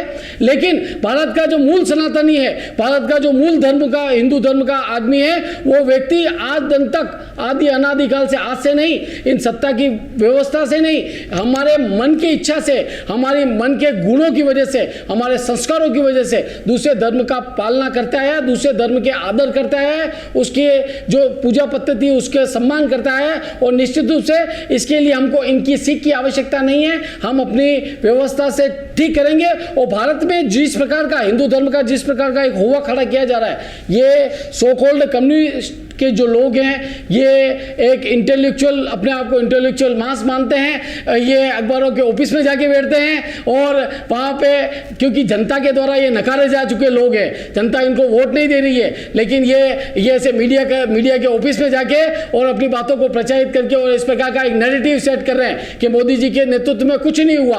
भारत 5वीं विश्व की आर्थिक शक्ति बना है, किसके नेतृत्व में? मोदी जी के नेतृत्व में। यहाँ पर अभी हम, ये मैं नहीं कह रहा, ये भारत सरकार के आंकड़े कहते हैं, ये मैं नहीं कहता। भारत में जिस प्रकार की शासन व्यवस्था का ठीक हुआ, भारत में आज हम हथियारों को, जहाँ तक इन्होंने बात की, हथियारों को हम यहाँ पर बनाने लगे, स्वदेशी हथियारों की मांग बाहर होने लगी। हम आज, पहले हम निर्यात करते थे, हम आयात करने की स्थिति में आए। ये किसकी वजह से हुआ? मोदी जी की सरकार में हुआ। तो निश्चित रूप से देश में डेवलपमेंट हो रहा है। और सिर्फ एक नैरेटिव सेट करके, एक परसेप्शन सेट करके सिर्फ ये कहा जा रहा है कि ये खाली हिंदू मुसलमान की बात करते हैं, इनके सिवा इनको कुछ नहीं आता है। तो भारत में जो दूसरी चीजें, एक आदमी सुबह उठ के 18 घंटे तक काम कर रहा है, तो निश्चित रूप से जहां वहां विदेशों में जाता है तो एक देश का प्रधानमंत्री उसके धोख लगा के आशीर्वाद प्राप्त करता है। तो ये क्या है? ये वहां पे वो भारतीय जनता पार्टी का सांसद थोड़ी है क्या, जो उसको वो टिकट, भारतीय जनता पार्टी का टिकट चाहिए, जो धोख लगा रहा है? ऐसा नहीं है। देश में व्यवस्थाएं ठीक हुई है, भारत की व्यवस्था पूरे विदेश में भी ठीक हुई है। देश, पूरे विदेश में एक तरह का एक वातावरण भारत के पक्ष में बना है। इस बात को भी कहीं ना कहीं हिंदू संस्कारों से जोड़ सकते हो, हिंदू सनातनी व्यवस्था से जोड़ सकते हो। हमारा मन ठीक है, हम लोगों के विश्व में भी ठीक करने का प्रयास करें और विश्व के कल्याण के लिए काम करें, इसलिए हमारा परसेप्शन बिल्कुल ठीक है। मैं 2 मिनट जरूर कुछ सवाल ऐसे उठाए थे लीजिए, उसके बाद कुछ जर्नलिज्म के स्टूडेंट्स हमारे बीच हैं, उनके सवाल मैं 2 मिनट। एक तो मैंने पहले भी कहा था कि मैं आपकी आलोचना तो मैं कभी नहीं करूंगा व्यक्तिगत रूप से। आपके विचार की आलोचना करना हिंदू धर्म की आलोचना करना नहीं है। एक तो बार बार ये एक नैरेटिव समाज में सेट कर रहे हैं कि भाई बीजेपी के नेता के खिलाफ बोला, उसके विचार के खिलाफ बोला, मतलब इसका मतलब हिंदू धर्म के खिलाफ बोला। तो मैंने पहले भी कहा कि ये ठेका आपके नाम पे खुला नहीं है, तो इसलिए इस बात को आप इसको थोड़ा सा इसको क्लियर करिए। दूसरा, ये कहते हैं कि हिंदू हिंसा नहीं करता। मैं भी मानता हूँ हिंदू हिंसा नहीं करता, और एक बात अच्छी है हिंदू धर्म में। वैसे मैं धर्म के मामले में ज़्यादा बोलना ठीक नहीं समझता, क्योंकि बड़ा विवादास्पद, और इसको हम लोग 10 घंटे भी करेंगे तो शायद वो ख़त्म नहीं होगा। लेकिन एक बात जो हम लोग सोचते हैं दूसरे धर्म के अलावा भी, जिसमें एक स्पेस नहीं है, हिंदू धर्म में एक स्पेस है कि इसमें कोई किसी को माने या न माने, कोई पूजा पाठ करे या न करे, तो भी वो हिंदू कहला सकता है। ये एक पॉजिटिव बात है। तो मैं ये चाहता हूँ वो जो पॉजिटिव बात है वो बनी रहे हिंदू धर्म की। इस्लाम मुस्लिम है तो उसको वो सब फॉलो करने पड़ेंगे रूल्स, तो वो मुसलमान तभी कहलाएगा। क्रिश्चियन में भी ऐसी पाबंदियां हैं, और भी धर्मों में पाबंदियां हैं। तो ये एक खुला है, तो जो खुला स्वरूप है हिंदू धर्म का, इसलिए उसको महान कहा है, जिसमें सबको वो समाहित कर लेता है। तो उसको आप एक संस्कृति, एक भाषा, एक राष्ट्र, एक ये उसमें मत उसको बांधिए आप। ये मेरा एक थोड़ा सा उसमें ये कहना चाहूँगा मैं जी। दूसरा जो मैं बात कहना चाहूँगा कि ये धर्मनिरपेक्षता की बात है, 1976 में जोड़ी, बिल्कुल ठीक बात है संविधान संशोधन करके, लेकिन धर्मनिरपेक्षता क्या है, इसका शाब्दिक अर्थ क्या है? यानी स्टेट का, शासन का, सत्ता का कोई धर्म नहीं होगा। लेकिन आप देखिए पूरे देश में कोई भी प्रोग्राम कैसा भी होगा तो किसी न किसी धार्मिक संस्कार से शुरू होगा। तो ये जो है शब्द जोड़ा है, लेकिन अगर ये मैं बाहर जाके बात कहूं तो वो क्या बोलेंगे कि देखो ये तो हिंदू धर्म के विरोधी है। मैं बात कर रहा हूं धर्मनिरपेक्षता का जो शाब्दिक तर्क है, वो सत्ता किसी भी धर्म को प्रोत्साहित नहीं करेगी, सरकार प्रोत्साहित नहीं करेगी, सत्ता का कोई धर्म नहीं है। लेकिन अब हो उल्टा रहा है, शब्द जोड़ा गया है, इस तरह से जो बातें हुई है वो अलग है। मैं चाहता हूं वैसा एक जो बात कर रही है कि आज ये कम्युनिस्ट खत्म हो गए, एक तरफ तो ये बोल रहे, दूसरे बोल रहे हैं कि मणिपुर में जो हिंसा हो रही है ये कम्युनिस्ट, सो कॉल्ड कम्युनिस्ट करा रहे हैं। भाई मैं तो आपको धन्यवाद दूंगा कम से कम इस बात के लिए नहीं कि हम वो करा रहे हैं या नहीं करा रहे। एक तरफ तो आप हमें खत्म मार चुके हो। हम ये बात सही है कि राजनीतिक रूप से आज वोट के मामले में बहुत स्टैंड नहीं कर रहे हैं, लेकिन सही और गलत का वोट से तय करोगे क्या? इसका मतलब कांग्रेस को हमेशा 405 सीटें मिली थी, वो सही थी क्या? वोट तो भावनाओं के आधार पर उस समय इंदिरा गांधी मरे थे, हो गए थे, मिल गए थे। आज इस तरह से माहौल चला है पूरे देश में तो ठीक है, मिल रहे हैं। लेकिन जो पेट का जो सवाल है वो सबसे बड़ा सवाल है, और उस सवाल का जवाब जो है वो हिंदू राष्ट्र के कॉन्सेप्ट में नहीं है, और उसको दरकिनार करने का इनका रास्ता है। चलिए हम इन विचारों की इस प्रवाह के साथ हम स्टूडेंट्स की ओर बढ़ते हैं। हमारे बीच जर्नलिज्म के कुछ स्टूडेंट यहाँ पे आए हैं और उनके कुछ सवाल हैं, हम उनसे मुखातिब होना चाहेंगे। हमारे बीच मास्टर्स कर रहे हैं जर्नलिज्म फर्स्ट ईयर के स्टूडेंट हैं मानस। मानस, क्या सवाल है? जी मेरा सवाल आप तीनों से ही है, आप तीनों में से कोई भी उसका जवाब देना चाहे। मेरा सवाल ये है कि जैसे हमारा देश हिंदू देश बनने की तरफ बढ़ रहा है, और क्या पता बन भी जाए किसी दिन, तो जिस तरीके से सारे तरीके के हिंदू, मुस्लिम, ईसाई सारे धर्म हमारे यहाँ हैं, और बहुत ज़्यादा पेचीदा माहौल होता जा रहा है, इसलिए इतना एक्सट्रीम कंडीशन का डिसीजन लेना पड़ा है। पर कुछ 100 सालों पहले तक ये सरकार नामक शब्द तो भारतीयों ने सुना तक नहीं था। तो क्या ये सही नहीं रहेगा थोड़ा सा कि कई हद तक इन्हें अलग रखा जाए, क्योंकि इनमें से एक भी चीज़ एक दूसरे की पहचान नहीं है? आपकी बात से पूर्णतः सहमत। राष्ट्र, धर्म, ये दोनों एक दूसरे के पूरक हैं, और जो सत्ता है, सत्ता का काम धर्म की पालना कराना नहीं है। भारत हिंदू राष्ट्र हो, इस हिंदू राष्ट्र को बहुत संकुचित शब्दों में देखने की आवश्यकता नहीं है। भारत देश जो है वो एक, उसमें सभी जाति, वर्ग, समुदाय के लोग रहते हैं, और जिस व्यक्ति की हिंदुस्तान के प्रति आस्था है, जिस व्यक्ति के मन में हिंदुस्तान के प्रति दर्द है, और जो व्यक्ति भारत को एक राष्ट्र के रूप में, भारत मेरा प्रथम गौरव वाला विषय है, जो व्यक्ति इसको मानता है, यानी भारतीयता जो है, भारतीयता और हिंदू राष्ट्र का जो सो कॉल्ड कंसेप्ट है वो बिल्कुल एक दूसरे के पूरक है। जिस व्यक्ति ने भारतीय होना स्वीकार किया, जो भारत में पैदा हुआ, जिसको भारतीय होने पे गर्व है, और जो भारत के उत्थान के लिए काम करने के लिए तैयार है, वही व्यक्ति हिंदू है।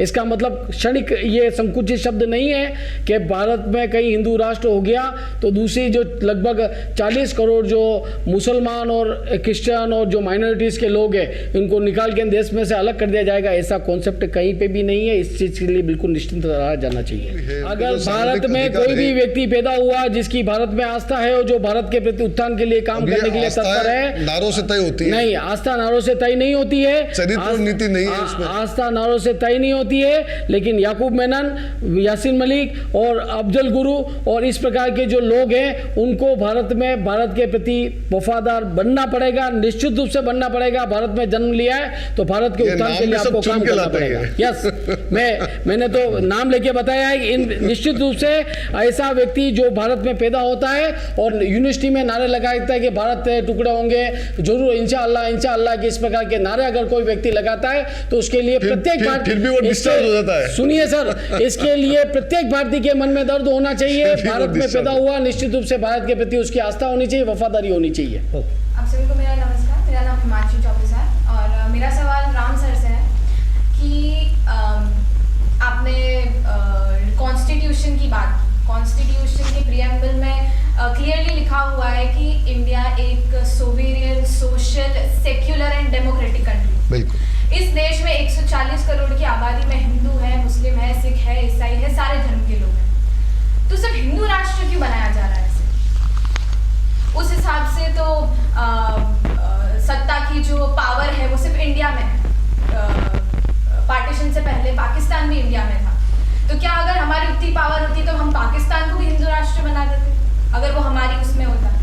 और उस हिसाब से अगर आप हिंदुइज्म के ओरिजिन की बात करें, तो अगर आप धर्म के ओरिजिन की बात करें, आप हम भगवान तक की बात जाए, शिव जी की बात जाए, जो सृष्टि के रचयिता कहे जाते हैं, उन्होंने तो पूरा संसार बनाया। तो हम इसे ज्योग्राफी के लिए क्यों ही कर रहे हैं? अगर सत्ता के पास इतनी पावर होती तो वो क्या पूरे वर्ल्ड को हिंदू राष्ट्र, हिंदू दुनिया बना देता क्या?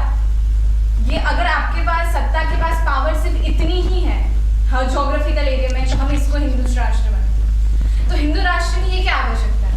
मुस्लिम भी रहते हैं, सिख भी रहते हैं। और जैसे कि आपने बोला कि हिंदू राष्ट्र बना भी देंगे तो सिख, ईसाई, मुस्लिम, जितने भी दूसरे रिलीजन के लोग हैं उनको, और हम जैसे लोग भी जो किसी रिलीजन में नहीं जो है, किसी रिलीजन में नहीं मानते, जब कॉन्स्टिट्यूशन आपको अधिकार देता है कि आप वो कोई देता भी है। रिलीजन फॉलो कर सकते और हैं, अगर आप नहीं करना चाहते आप वो भी कर सकते हैं, तो सरकार जिस कॉन्स्टिट्यूशन के बेसिस पे चलती है वो क्यों तोड़ना वो क्यों तोड़ा जाता? बहुत सही जवाब। Okay, cut.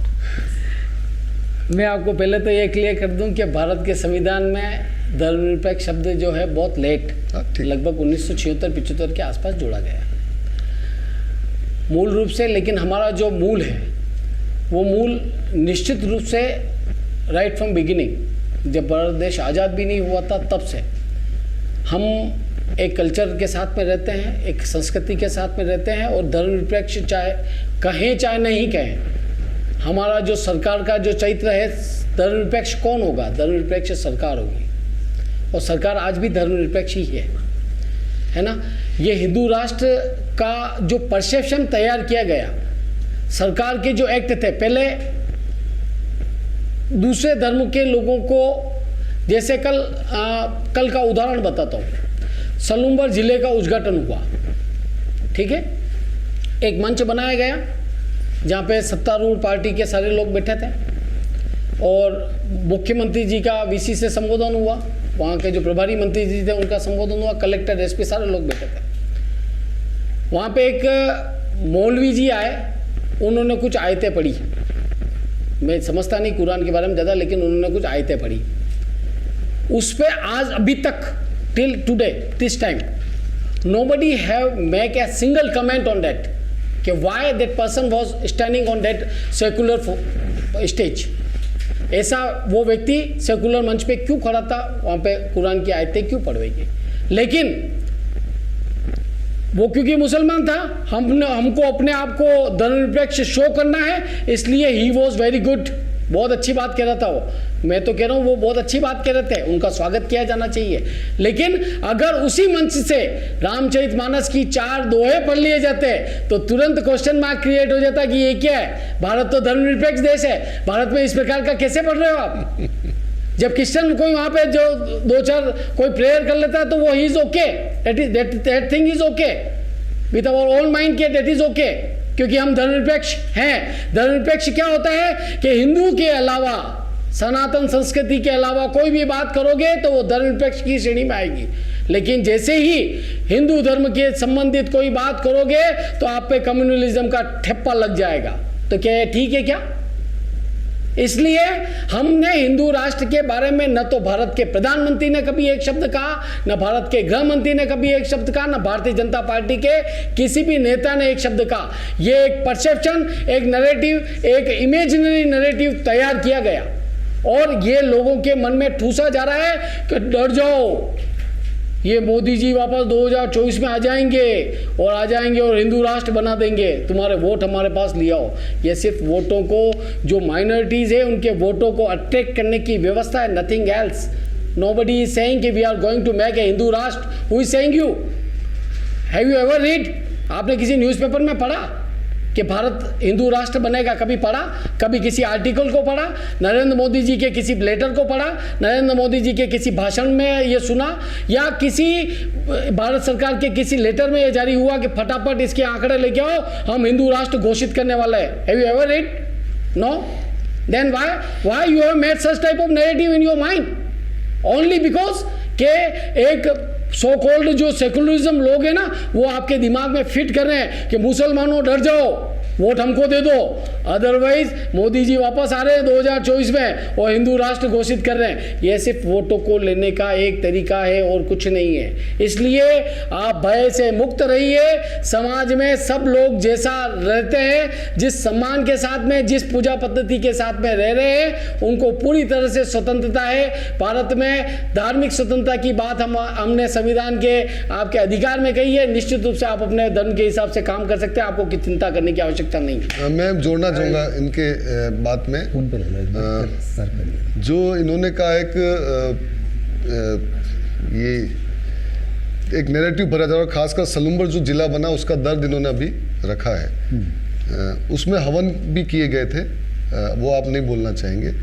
और आप अच्छी तरह जानते, शायद कल का अखबार आप देख लेंगे तो अखबार में वो आ जाएंगे, वो भी करा।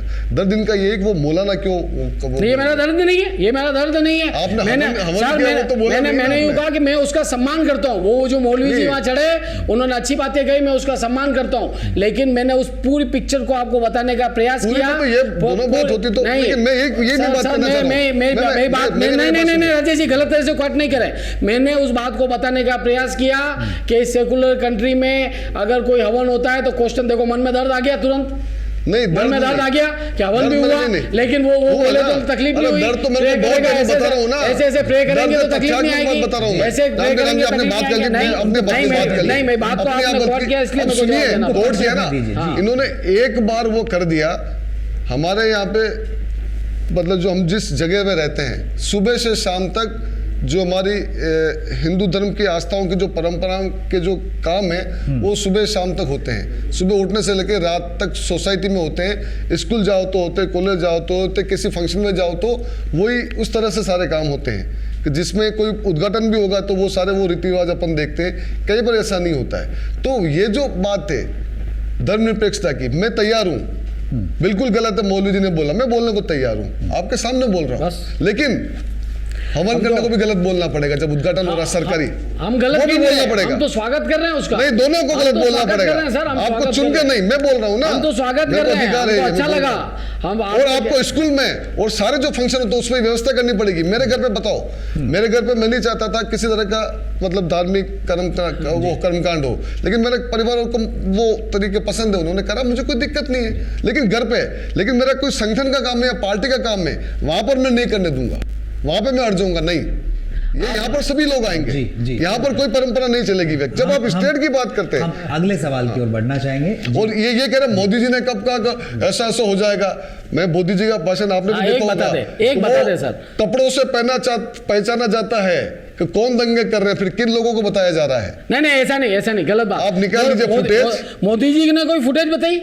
मोदी जी ने फुटेज बताई? हाँ, बस वो तो फिर एक बता दे, मोदी जी ने फुटेज बताई क्या? हिंदू राष्ट्र की बात मोदी जी नहीं करते, लेकिन आप जैसे लोग हैं ना, उनके जो फॉलोअर, मैंने हमेशा सुबह से शाम तक, मैंने पूरी डिबेट में एक बार भी ये नहीं कहा कि we are going to make a Hindu rashtra. मैंने एक बात भी नहीं आप कहते समय की बर्बादी। आप अपने उसको दे दे, आप उनको बोल दीजिए समय की बर्बादी है, सत्ता की जीत नहीं है, बोल दीजिए उनको। सवाल की तरफ बढ़, आप बोल दीजिए ना उनको, ये तो समय की बर्बादी है। सवाल की तरफ बढ़, मैंने हिंदू राष्ट्र का कॉन्सेप्ट क्लियर कर दिया। हाँ, तो आप बर्बादी बोल दीजिए उनको। अगले सवाल की तरफ बढ़ रहे हैं।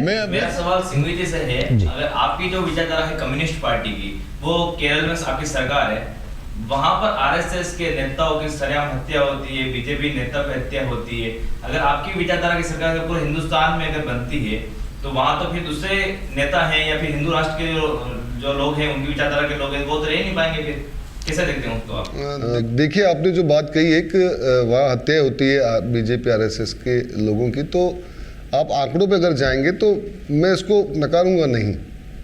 क्योंकि मैं जो बात बोल रहा हूँ वो बाहर भी बोल सकता हूँ इस डिबेट के बाहर, लेकिन वहाँ पर जो सत्ता में लोग हैं उनकी भी हत्याएं हुई है, और न सिर्फ केरल में हो रही है, ये पूरे देश में है। आप यूपी निकाल लीजिए, बिहार निकाल लीजिए, और भी ऐसे देश के हिस्से जहाँ पर इस तरह की घटनाएं, बंगाल में आप देख लीजिए लगातार इस तरह की घटनाएं, असम में आप देख लीजिए लगातार हो रही है, मणिपुर में हम लोग आप देख लीजिए। तो कई बार क्या होता है कि हम लोग एक नैरेटिव दिमाग में कैसे फिट करना है कि कम्युनिस्ट है इसलिए हिंदू विरोधी है, क्योंकि ये तो कम्युनिस्ट है, कम्युनिस्ट धर्म को मानते नहीं इसलिए हिंदुओं की हत्या करते हैं और किसी धर्म के लोगों की हत्या नहीं करते हैं। अरे जब हम धर्म नहीं मानते तो फिर हम ये थोड़ी भेद करेंगे कि उसकी हत्या करनी उसकी नहीं करनी। तो ये बिल्कुल बकवास बात है, गलत बात है। कम्युनिस्ट फिलोसफी की जहाँ तक बात है, वो एक बेहतरीन दुनिया और बेहतरीन देश बने जिसमें इंसान को पैदा होने से मरने तक सारी जिम्मेदारी जो सरकार की हो। हम सरकार को के मंदिर में घंटियां बनाने के लिए थोड़ी, बजाने के लिए थोड़ी चुनते हैं, हम चुनते हैं बेहतर भविष्य हो हमारा। उस तरह की एक शासन जो समाजवादी व्यवस्था, ये बोलेंगे राम जी वो तो फेल हो गया है। अरे फेल तो बहुत सारी चीजें हो जाती है, इसका मतलब वो गलत थोड़ी हो गया है। फेल तो आप और हम लोग भी कई बार केस लड़ते हैं तो उसमें सफलता नहीं मिलती, हो सकता है आगे मिलती है, हमको आगे वाली कोर्ट में मिलती है। तो फेल पास होने से आप सही गलत को तय मत करिए। तो ये जो बात कर रहे हैं आप, तो इस तरह से उस तरह से आपको डाला गया है, तो वो मुझे लगता है कि उसको कहीं ना कहीं आपको उसको समझने की जरूरत है। और इंसान जो कम्युनिस्ट है वो इंसानियत, और भगत सिंह को भी हम लोग पढ़े तो उन्होंने जब हत्या की तो बोला कि मुझे उससे हालात हो गया, लेकिन उन्होंने उसको दुख प्रकट किया, मुझे ये नहीं करना चाहिए। और फिर ये भी कहा कि हमारा सबसे पहला जो धर्म है वो इंसानियत, इंसान के जीवन को हम सबसे पवित्र मानते हैं। तो हम लोग भी वो हैं, क्योंकि ये जीवन ही है, एक एक सांस कीमती है। अगर हम हत्या की जो राजनीति या हत्याएं जो है उसको, मैंने तो आज तक जीवन में किसी हत्या को सही नहीं कहा है, चाहे वो कोई भी हत्या, और मैं उसके बिल्कुल खिलाफ। और इस तरह से कोई घटनाएं हुई है तो वहाँ पर जो भी कानून है उस हिसाब से वहाँ पर मुकदमे दर्ज की कार्रवाई होती है, उनको सजा भी होती है। राजेश जी व्यक्तिगत रूप से बहुत संजीदा व्यक्ति हैं, बड़े भैया मेरे, लेकिन वहाँ पे केरल में जिस प्रकार की हत्याएं हो रही है ये कहने की आवश्यकता नहीं है। केरल सरकार का रिपोर्ट कार्ड बता रहा है, और आपने रिपोर्ट कार्ड ये बता रहा है कि आज मानव सूचकांक में देश के विकास में पहला नंबर है, गुजरात 13वां है। आपने पूरे जमाने भर की हत्याएं गिना दी, वहाँ पे भी हो रही है, वहाँ पे भी हो रही है। तो क्या किसी के एक व्यक्ति ने चोरी की तो क्या आपको चोरी करने का अधिकार मिल गया? अरे मैंने उस पर दूर करने दिया, लेकिन आज केरल देश में पहले नंबर पे है, शिक्षा में है, रोजगार में है, हर मामले में आप देखिए। जी जी, मैं यहाँ भारत को और दर्शकों को अलर्ट करना चाहूंगा कि हम सभी इस बात को समझ लें कि आज जो चर्चा सत्र चल रहा है जी, उसका विषय था हिंदू राष्ट्र सत्ता की जिद या समय की मांग। इन्होंने बोल दिया समय की, मतलब सत्ता और समय की बर्बादी। हम अभी के इस 1 घंटे के शो का एनालिसिस कर लें ये भी कि किस प्रकार से, जैसे कि हमारे मानसी और मानस और साहिल ने प्रश्न किया था, तो समय की मांग तो अभी तक आई ही नहीं है जो हमारे युवाओं की जरूरत है। ना मानस के सवाल का, ना मानसी के सवाल का, और ना ही साहिल के सवाल का सही जवाब मिला एक बहस, अंतहीन बहस जिसमें ये देश उलझ गया। मैं मानसी की बात को कोट करना चाहूंगा कि मानसी ने जैसे कहा इज्म की बात की, पूरे भारत ने कभी भी इज्म मतलब वाद, हम किसके भी पीछे इज्म लगा रहे थे, हिंदुइज्म, क्रिश्चियनिज्म, तो इस इज्म उसको इंग्लिश में और हिंदी में कहेंगे वाद। भारत कभी भी किसी वाद से बंधा नहीं रहा। भारत तो एक सतत धारा है, विकास की धारा है, सतत डेवलपमेंट की थ्योरी है, और कभी भी भारत के जो मूल जो यहाँ के गुरु रहे हैं उन्होंने कभी किसी को नहीं बांधा, और कभी भी ऐसा नहीं कहा कि जो, जैसे राजेश जी ने भी कहा था, ये तो मानते हैं कि मनुष्य से परमात्मा तक की जो यात्रा है वो एक अल्टीमेट मानव लक्ष्य है। राम जी भी इससे सहमत हैं कि मोक्ष कह लो या राम कह लो या वो वहाँ ही मिलेगा। तो अब कहने का अर्थ यही आ रहा है कि हम उलझ कहाँ रहे हैं, हम ऐसी चीज़ों में उलझ रहे हैं जो हमें सत्ता की ओर ले जा रही, जबकि इस देश के 140 करोड़ लोगों का सत्ता हो सकता है कुछ लोगों का मकसद हो। यहाँ भी हम बैठे हैं तो आप राजनीतिक विचारधारा से बिलोंग करते हैं, आप राजनीतिक विचारधारा से बिलोंग करते हैं, लेकिन एक बहुवादी समाज जो अधिकतर समाज है उसका इस राजनीति से कोई लेना देना नहीं है, और इस राजनीति की लड़ाई के कारण समाज भुगत रहा है। समय की मांग भुगत रही कि समय की मांग है। आज पूरी दुनिया की सबसे बड़ी समस्या है प्रकृति की समस्या। ग्लोबल वार्मिंग इतनी बढ़ गई है कि हो सकता है कि कुछ समय में मानव प्रजाति विलुप्त हो जाए। हजारों हमारी जीवों की प्रजातियां विलुप्त हो चुकी है, इसलिए सबसे बड़ी समस्याओं से ध्यान भटक रहा है और हम इन वादों में, इन इज्म में और इन विचारधाराओं में भटके हुए हैं। यही मैं आज अलर्ट कराना चाहता हूं कि हम चीजों में, स्वार्थों में नहीं अटके। बहुत सही कहा आपने। मैं अंतिम 4 पंक्तियां आपकी इस विषय पे चाहूंगा राम जी, और उसके बाद राजेश जी सवाल है तो प्लीज। संविधान में एक शब्द है धर्मनिरपेक्ष। हिंदू राष्ट्र में धर्मनिरपेक्ष शब्द रहेगा या उसको खत्म कर दिया जाएगा? राम जी से सवाल है। सभी धर्म, वर्ग और जाति के लोग इस हिंदू राष्ट्र के जो कॉन्सेप्ट, जो सो कॉल्ड कॉन्सेप्ट है, एक नैरेटिव जो है, वो नैरेटिव गलत तरीके से सेट किया जा रहा है। अगर भविष्य में कभी भारत को हिंदू राष्ट्र बनने की स्थिति आई तो उसमें सभी जाति, धर्म, वर्ग के लोग सुरक्षित रहेंगे और भारत का जो धर्मनिरपेक्ष स्वरूप है वो यथास्थिति बना रहेगा, ऐसा मेरा विश्वास है। धर्मनिरपेक्ष शब्द रहेगा कि नहीं रहेगा, सवाल ये निश्चित था। रूप से रहेगा। रहेगा। अच्छा, तिरंगा रहेगा या भगवा रहेगा? निश्चित रूप से तिरंगा हमारी पहचान है। प्रत्येक भारतीय की पहचान तिरंगा ध्वज है और तिरंगे के नीचे खड़े होकर प्रत्येक भारतीय को अभिमान होना चाहिए। ये पूरी डिबेट में मैंने गा के कहा है और इस बात को मैं हिंदू महासभा का अंतिम रूप से भी ये बात कहना चाहता हूं। वो बता दूं, मैं हिंदू महासभा में कहा 3 रंग मतलब अपशगुन होते हैं, 3 रंग। मैं आपको एक बात निवेदन करना चाहता हूं। आरएसएस के ऑफिस में 2005 में पहली बार, 2002 में पहली बार गलतफहमी है, आपकी गलतफहमी है। 1942 का जब भारत छोड़ो आंदोलन था तब ये कम्युनिस्ट कहाँ थे, ये सबको जानकारी है। हमारे नेताओं की लिस्ट दे दूं, जेलों में थे, काला पानी भुगता है। भारत की आजादी के आंदोलन, अंगूठा कटाया, भारत की आजादी के आंदोलन में आप कहाँ थे, सबको इसकी बहुत अच्छी तरह से जानकारी है। इसलिए हमको अपनी देशभक्ति बताने की आवश्यकता नहीं है। मैं देशभक्त हूँ, इस बात का मुझे अभिमान और इस बात का अभिमान मुझे रहेगा। चर्चाएं अंतहीन है। अंतिम टिप्पणी आपकी इस विषय पे मैं चाहूंगा राजेश जी, अंतिम 4 पंक्तियां। मैं यही कहना चाहूँगा कि ये हिंदू राष्ट्र का जो ये नारा है, ये जो कॉन्सेप्ट है, उसमें आम देश के लोगों का भला नहीं है और जो उनके असली मुद्दे हैं जीवन के, बेहतर जीवन को बनाने के, उनको सबको दरकिनार करके एक ऐसी व्यवस्था थोपने का प्रयास है जिसमें कुछ लोगों के पास ही अधिकार रहेंगे और बाकी जो 90-95% लोग हैं वो दूसरे दर्जे के नागरिक बन के रहेंगे। ये एक ऐसा कॉन्सेप्ट है। तो मुझे लगता है कि हमें इस सच्चाई को समझ के हमारे भविष्य के लिए हमको निर्णय लेने चाहिए। एक लास्ट टिप्पणी बोल देता हूँ। वही तो बोला, संक्षिप्त रखिएगा। ये कपोल कल्पित हिंदू राष्ट्र की कल्पना आप कहाँ से लाए, इसकी मुझे कोई जानकारी नहीं कि ये व्यक्ति 2म दर्जे का नागरिक रहेगा, ये 1st ग्रेड का रहेगा, ये 3rd ग्रेड का रहेगा। ये व्यवस्था आपके कम्युनिस्ट कार्यालय से पैदा हुई हो तो मुझे इसकी जानकारी, माफ कीजिएगा। भारत देश में प्रत्येक नागरिक जो पैदा हुआ है सबको बराबर का दर्जा हमारे संविधान ने दिया है और निश्चित रूप से आने वाले बहुत लंबे समय तक कोई बहुत ज़्यादा अतिशोक्ति नहीं हो जाए, कोई उथल पुथल इस जमीन पे नहीं हो जाए, तब तक मेरे हिसाब से वसुदेव कुटुंबकम का भाव भारत देश में बना रहे, सर्वभवन्तु सुखिनः का भाव बना रहे, ऐसा मेरा आग्रह है और ऐसा मेरी पार्टी सोचती है, ऐसा भारत सरकार सोचती है। जी भरत जी, संक्षिप्त, बहुत संक्षिप्त। 4 पंक्तियां कही आपने। तो असतो मा सद्गमय, तमसो मा ज्योतिर्गमय, मृत्योर्मा अमृतम गमय। यही मूल भारत की एक ज्ञान की धारा है कि हमेशा सत्य पे नजर रखो। असत्य क्या है, सत्य क्या है, ये प्रत्येक मानव का धर्म है कि जो हो रहा है सब कुछ सत्य नहीं है। क्या सत्य है, असत्य है, हम उसको जाने, अंधकार से प्रकाश की ओर जाए कि हमारा जीवन जो है वो आगे बढ़े। और दूसरा, मृत्यु से अमरता की ओर जाना। ये प्रत्येक धर्म कहीं ना कहीं इसी संदर्भ को लेकर बातें करता है। और रही बात दूसरी, एक अंतिम बहुत इंटरेस्टिंग बात है कि हम सब तीनों ही संविधान विधि के विद्यार्थी हैं, प्रैक्टिशनर भी हैं। और भारतीय संविधान हिंदुओं के लिए क्या कहता है कि संविधान के अंदर क्या डेफिनेशन है, वो सभी मैं सोचता हूँ कि के लिए बहुत महत्वपूर्ण है जानना कि जो भी व्यक्ति इस धरती पर किसी भी धर्म के नाम से अगर नहीं जाना जा रहा है वो हिंदू नहीं है।